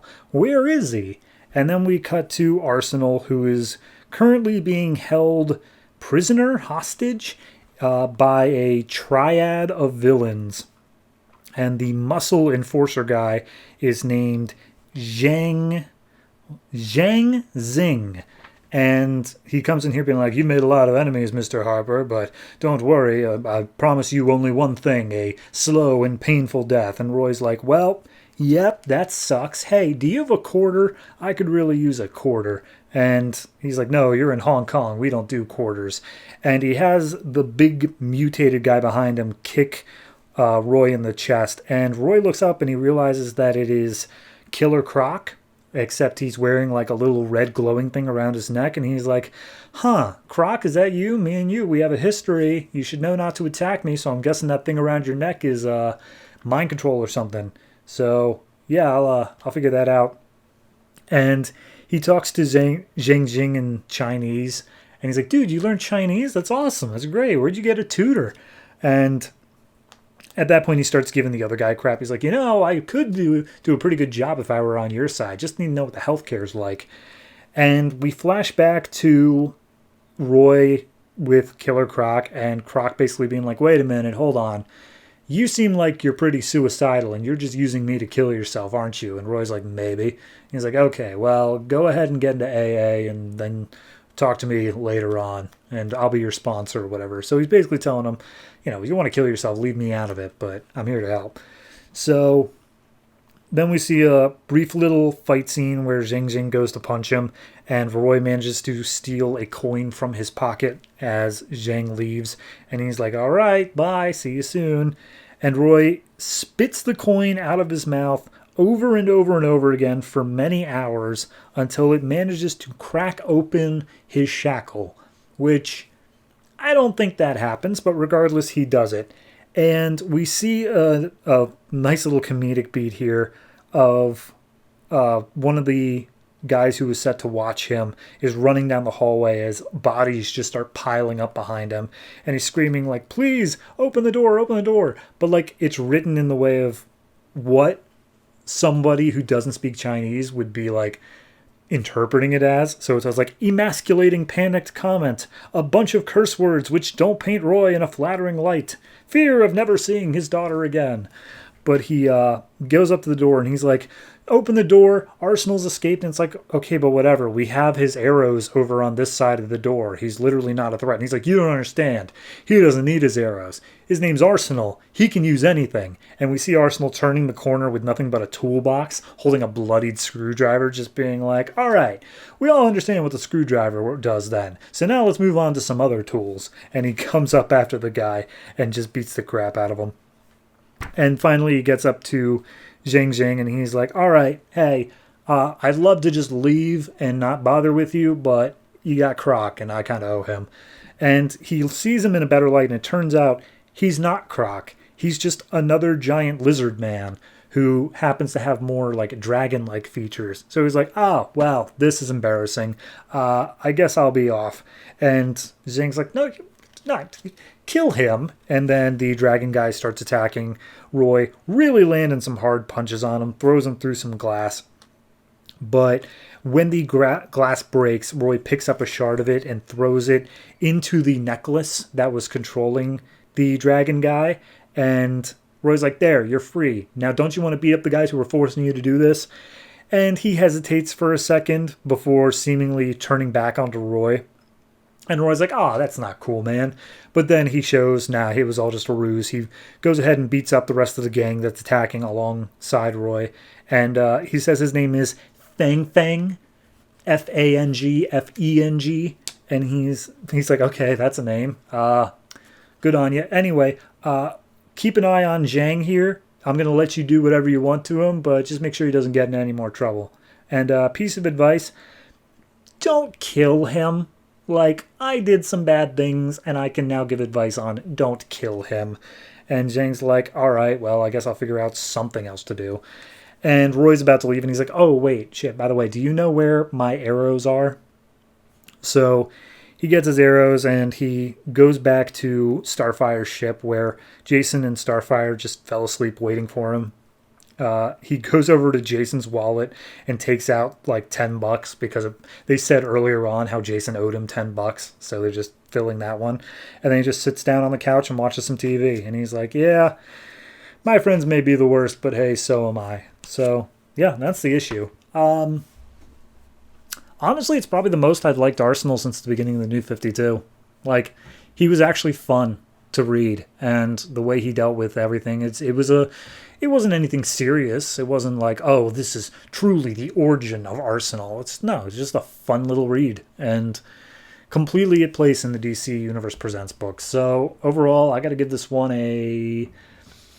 I'll give it a 7.5. I really do like it. I think it's, I don't recognize the name, Joe Keatinge. It's completely new to me, so I honestly wouldn't mind if he showed up in other places, and the art was fine as well. So overall, just a decent book.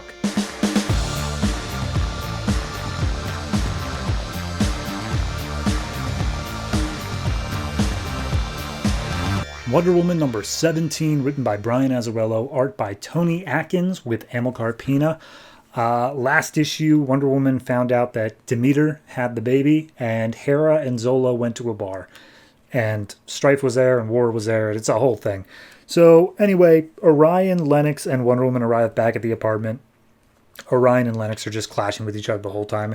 And as they get inside, they realize nobody's there. And they're like, crap, this city is so big. How are we supposed to trap them down? Like, what is going on here? And Wonder Woman starts blaming Lennox because Lennox insisted on going along with Wonder Woman instead of staying here and watching them. And they start arguing with each other. And then all of a sudden, Orion's like, hey, guys, was one of them a blonde? As he holds up a single hair. Then we cut back to the bar. Strife is leading Zola back out to the bar, along with, she just calls him Dio. I know it's short for something, but I cannot remember it at all. And so the entire family gets back together at the bar.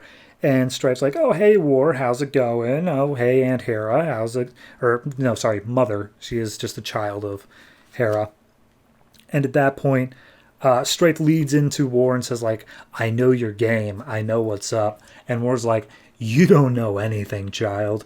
So at this point, Zola sees a knife on the bar table, and she picks it up and pockets it real quick, just making sure she has something to protect herself.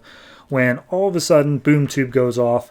Orion, Lennox, and Wonder Woman arrive in. Turns out Orion can track anybody in the universe just by taking a piece of hair, feeding it into his machine. That's really all it takes. So everybody gets in. Strife seems to be really into Orion. And then Wonder Woman locks eyes with War, and she's like, oh, I recognize you no matter how you look. And she's like, oh, hey, you look different too, little one. And at that point, Zola takes the opportunity and tries to stab War. But then War drops his drink, grabs Zola's hand, and holds the knife to her own throat. And she's like, I'm not here to kill you, but I swear to God I will if you make me. And Wonder Woman steps in being like, don't do it. Please, let's just calm down. And he's like, I was calm. I was just having a drink. She's the one who attacked me. But here. And he gives the knife to her. And everyone just takes a breath. Then we cut to some island called Anak Krakatau. And the firstborn is there in a helicopter along with the scientist that was leading him to his, I believe, his armor beforehand. And now they're leading him to a secondary thing, which he says, like, look, my thing is going to be stored in the water because my last thing was being blocked by Hades. This thing should be blocked by Poseidon, so we shouldn't be going to an island. And he's like, yeah, well, you've been out of the world for a while. This island sprung up since you've been gone, so it's on the island. But as they're heading there, he's basically asking, why are you serving me? Like, what's up? And he's just like, are you a god? And he's like, yeah. And he's like, well, yeah, I'm going to serve God then. Why not? So at that point, a giant shark pops out of the water. It's Poseidon, and it looks like it's about to swallow the helicopter whole. But first, we go back to the bar again. And Wonder Woman lays out, like, look, I know it's Demeter, and we need to go and get the baby. And Hera's like, I ain't taking you. And Wonder Woman's like, are you serious after everything? And Strife makes it known that she's not able to anymore. The only one who's able to move through dimensions without being invited are Olympians themselves, which means that Ares is actually the only one there with the ability to do it. And everyone immediately speaks up like, don't trust him. It is so not worth trusting the war. Except for Orion, who says, go ahead and go for it, and then smacks Wonder Woman on the ass, which she does not take kindly to. But then Zola jumps in and just being like, hey, this is my baby. You act like I'm not even here. And Diana's like, I'm sorry, look, will you let me do this for you? And Ares is like, I could always go get the baby myself if you'd rather. And Zola's like, no.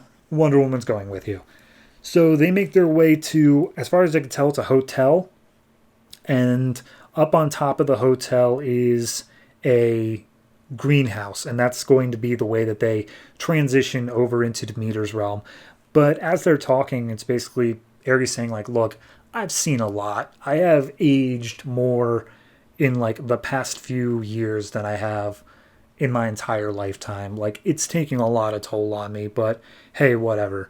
So he pulls up a potted plant, and down inside is a portal to Demeter's realm. But first we go back to the firstborn. The shark ate the helicopter. The scientist has fallen into the water, and the firstborn takes 2 of the helicopter blades off of the crash, uses them as giant swords, and cuts off the shark's head. And he's like, that's all you got for me, Poseidon? A giant fish? That's all you got, uncle? And then Poseidon comes up out of the water, and he's like, oh no, I can do so much worse, you little bastard. So then we get Wonder Woman and Ares going down into Demeter's realm, and it's genuinely an awesome looking place. But Ares makes the point of like, what are you going to do with the baby when you get it back? She says, I'm going to give it back to Zola. And he's like, and then what? The gods are going to keep on coming for it. Are you going to protect it for the rest of your life? And she's like, I'll figure something out. And he's like, yeah, I'm sure you will. But as they're talking, Hermes shows up and slashes Ares multiple times. And he seems very much worse for wear. But in the end, he has a sword drawn to Wonder Woman's head. And he's like, the gods, we have a way of things, and we will always do what needs to be done. So that's where the issue leaves off. I'm intrigued. I'm interested. I think it's a solid enough chapter. Not a whole hell of a lot happens in terms of like action, unless you don't count the firstborn stuff, which was very action-packed. But it is just a solid next chapter all throughout of just getting the pieces where they need to be, which I think I said probably about like the last 2 chapters as well. But this entire story has basically been the go to A to find B, go to B to find C. But it works because it's keeping things entertaining the whole way through. It's never just a, hey, I got the object, now what sort of thing. So yeah, overall, I'm going to give this one a 7.5. I think it's good. Not stand out great, but still very good.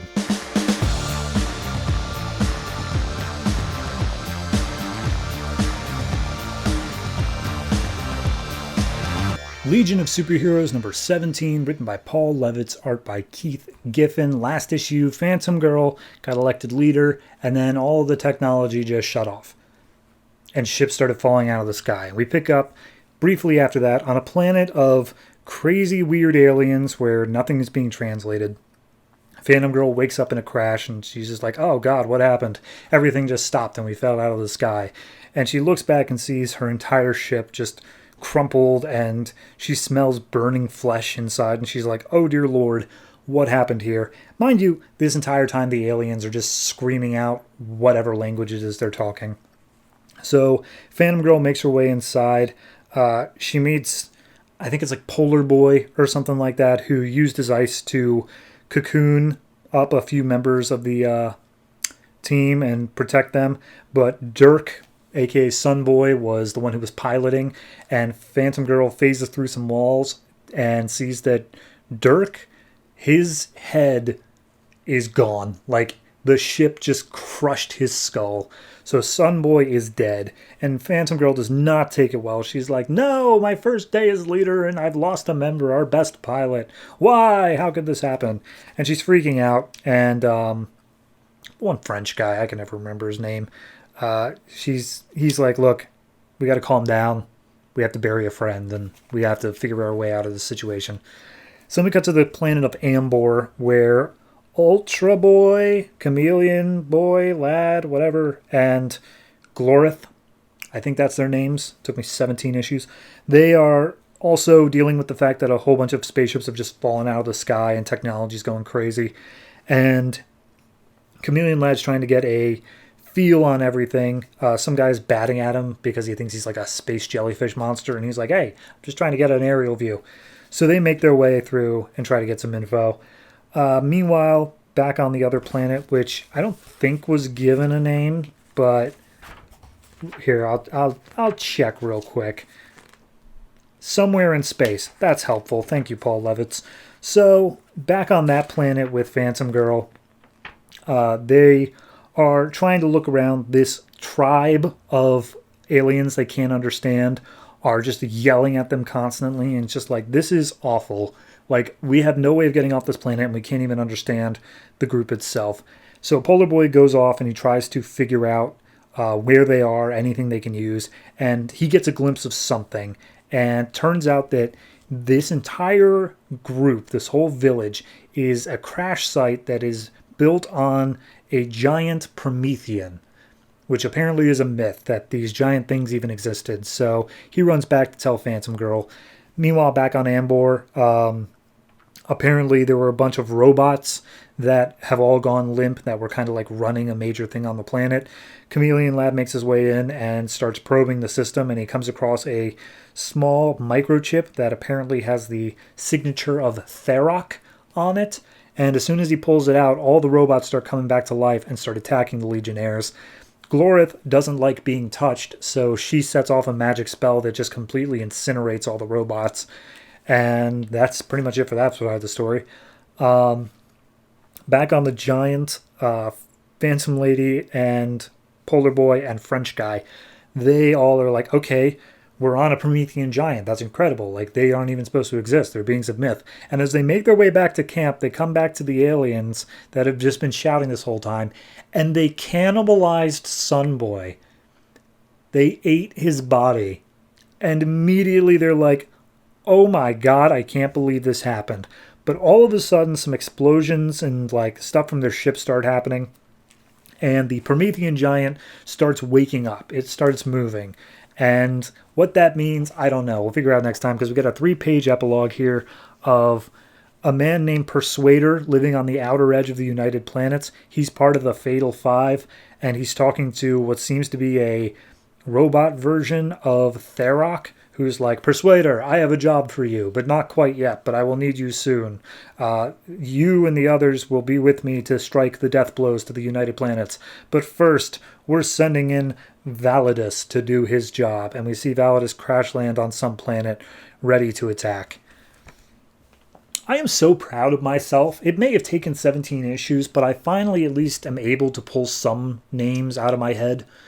That's more than I could say for the entire rest of this series. It was fine. I really am not a fan of Keith Giffen's art. I understand it has its place. It's very Kirby-esque, but it is so scratchy and so, like, I don't even know how to describe it. It's just rough for me. I really don't like the style of it. It works for when he's going for the big Kirby things. I think the Promethean Giant looks great.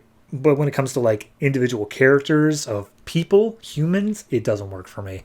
So, overall, I'm going to say this one is probably I'll give it a 6.5. And that's only because I finally do feel that there are some stakes relating to this Fatal Five storyline they've been building up for so long. Like, people are actually dead. We have an actual death in the Legion of a character that I knew about. Like, that is something at the very least. So, yeah, 6.5 for this. We'll see where they go.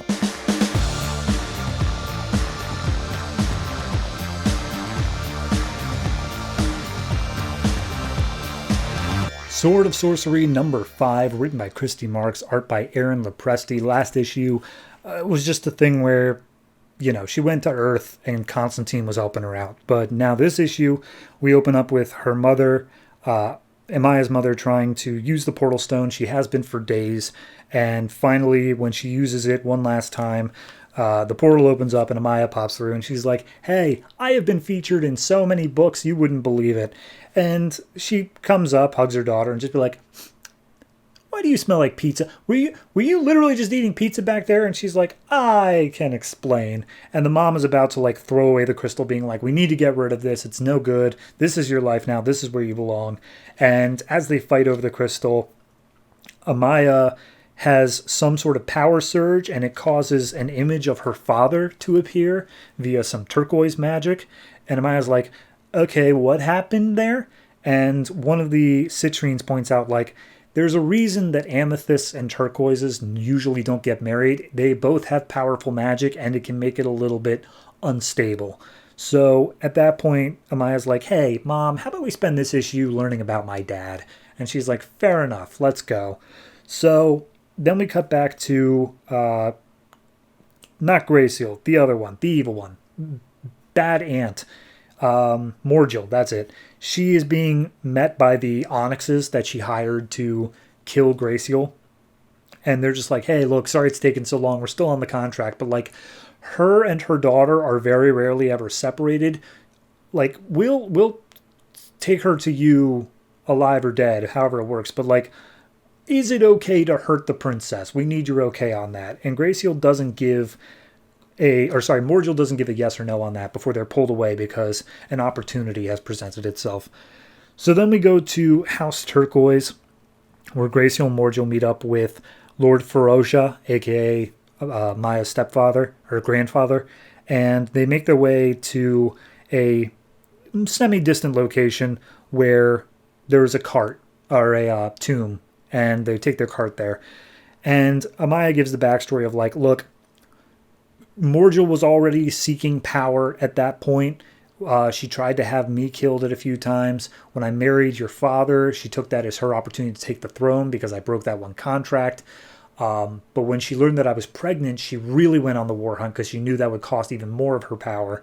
So your father tried to find a portal to get back to Earth, and we could raise you there. And finally, he found something, like, on the day you were born. So we very quickly had to take advantage of that.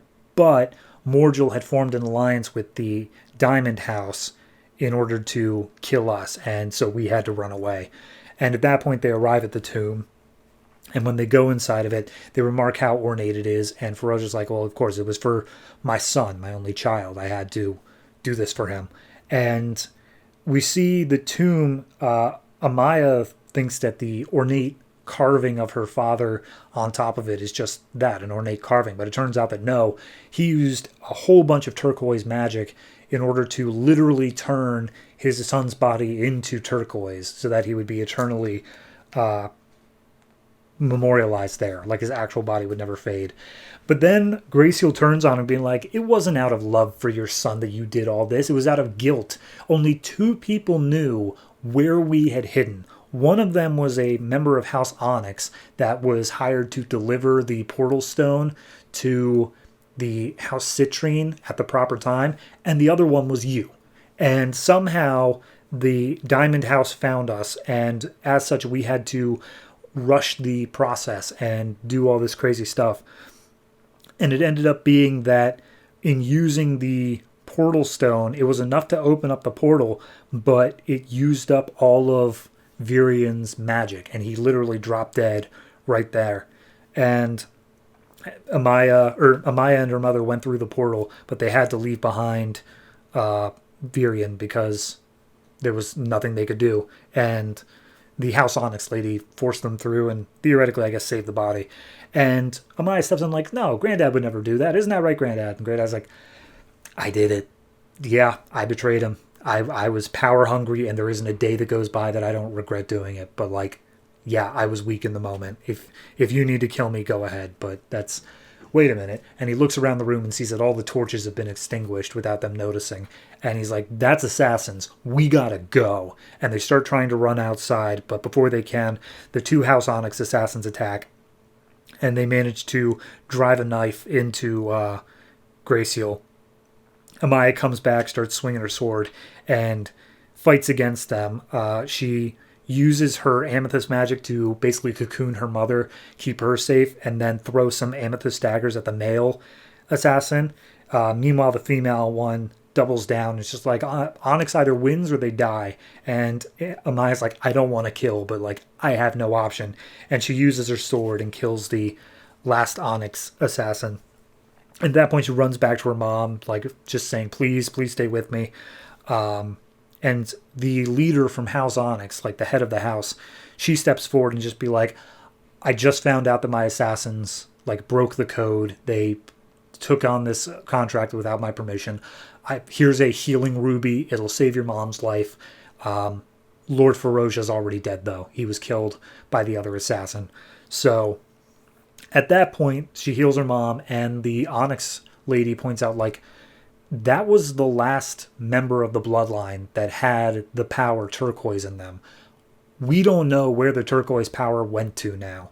So then we cut to, in the merchants district of House Turquoise, we see a thief who was stealing some stuff. He's being chased by some guards but manages to get away.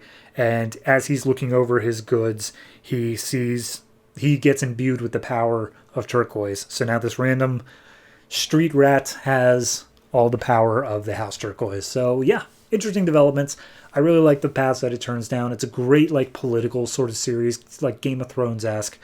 I really do just enjoy all the different ways that the magic is set up with a rule system. It's not just willy-nilly, but it is still intricate. It is very well thought out. It's got a whole system to it. So yeah, Sword of Sorcery does not disappoint. I'm going to give this one, and I'm going to say flat 8, but it's very close to that 8.5. I guess I was just looking for a little bit more of a cool showdown with the Onyx Assassins, but it's introduced some new characters, and I'm looking forward to seeing how they develop.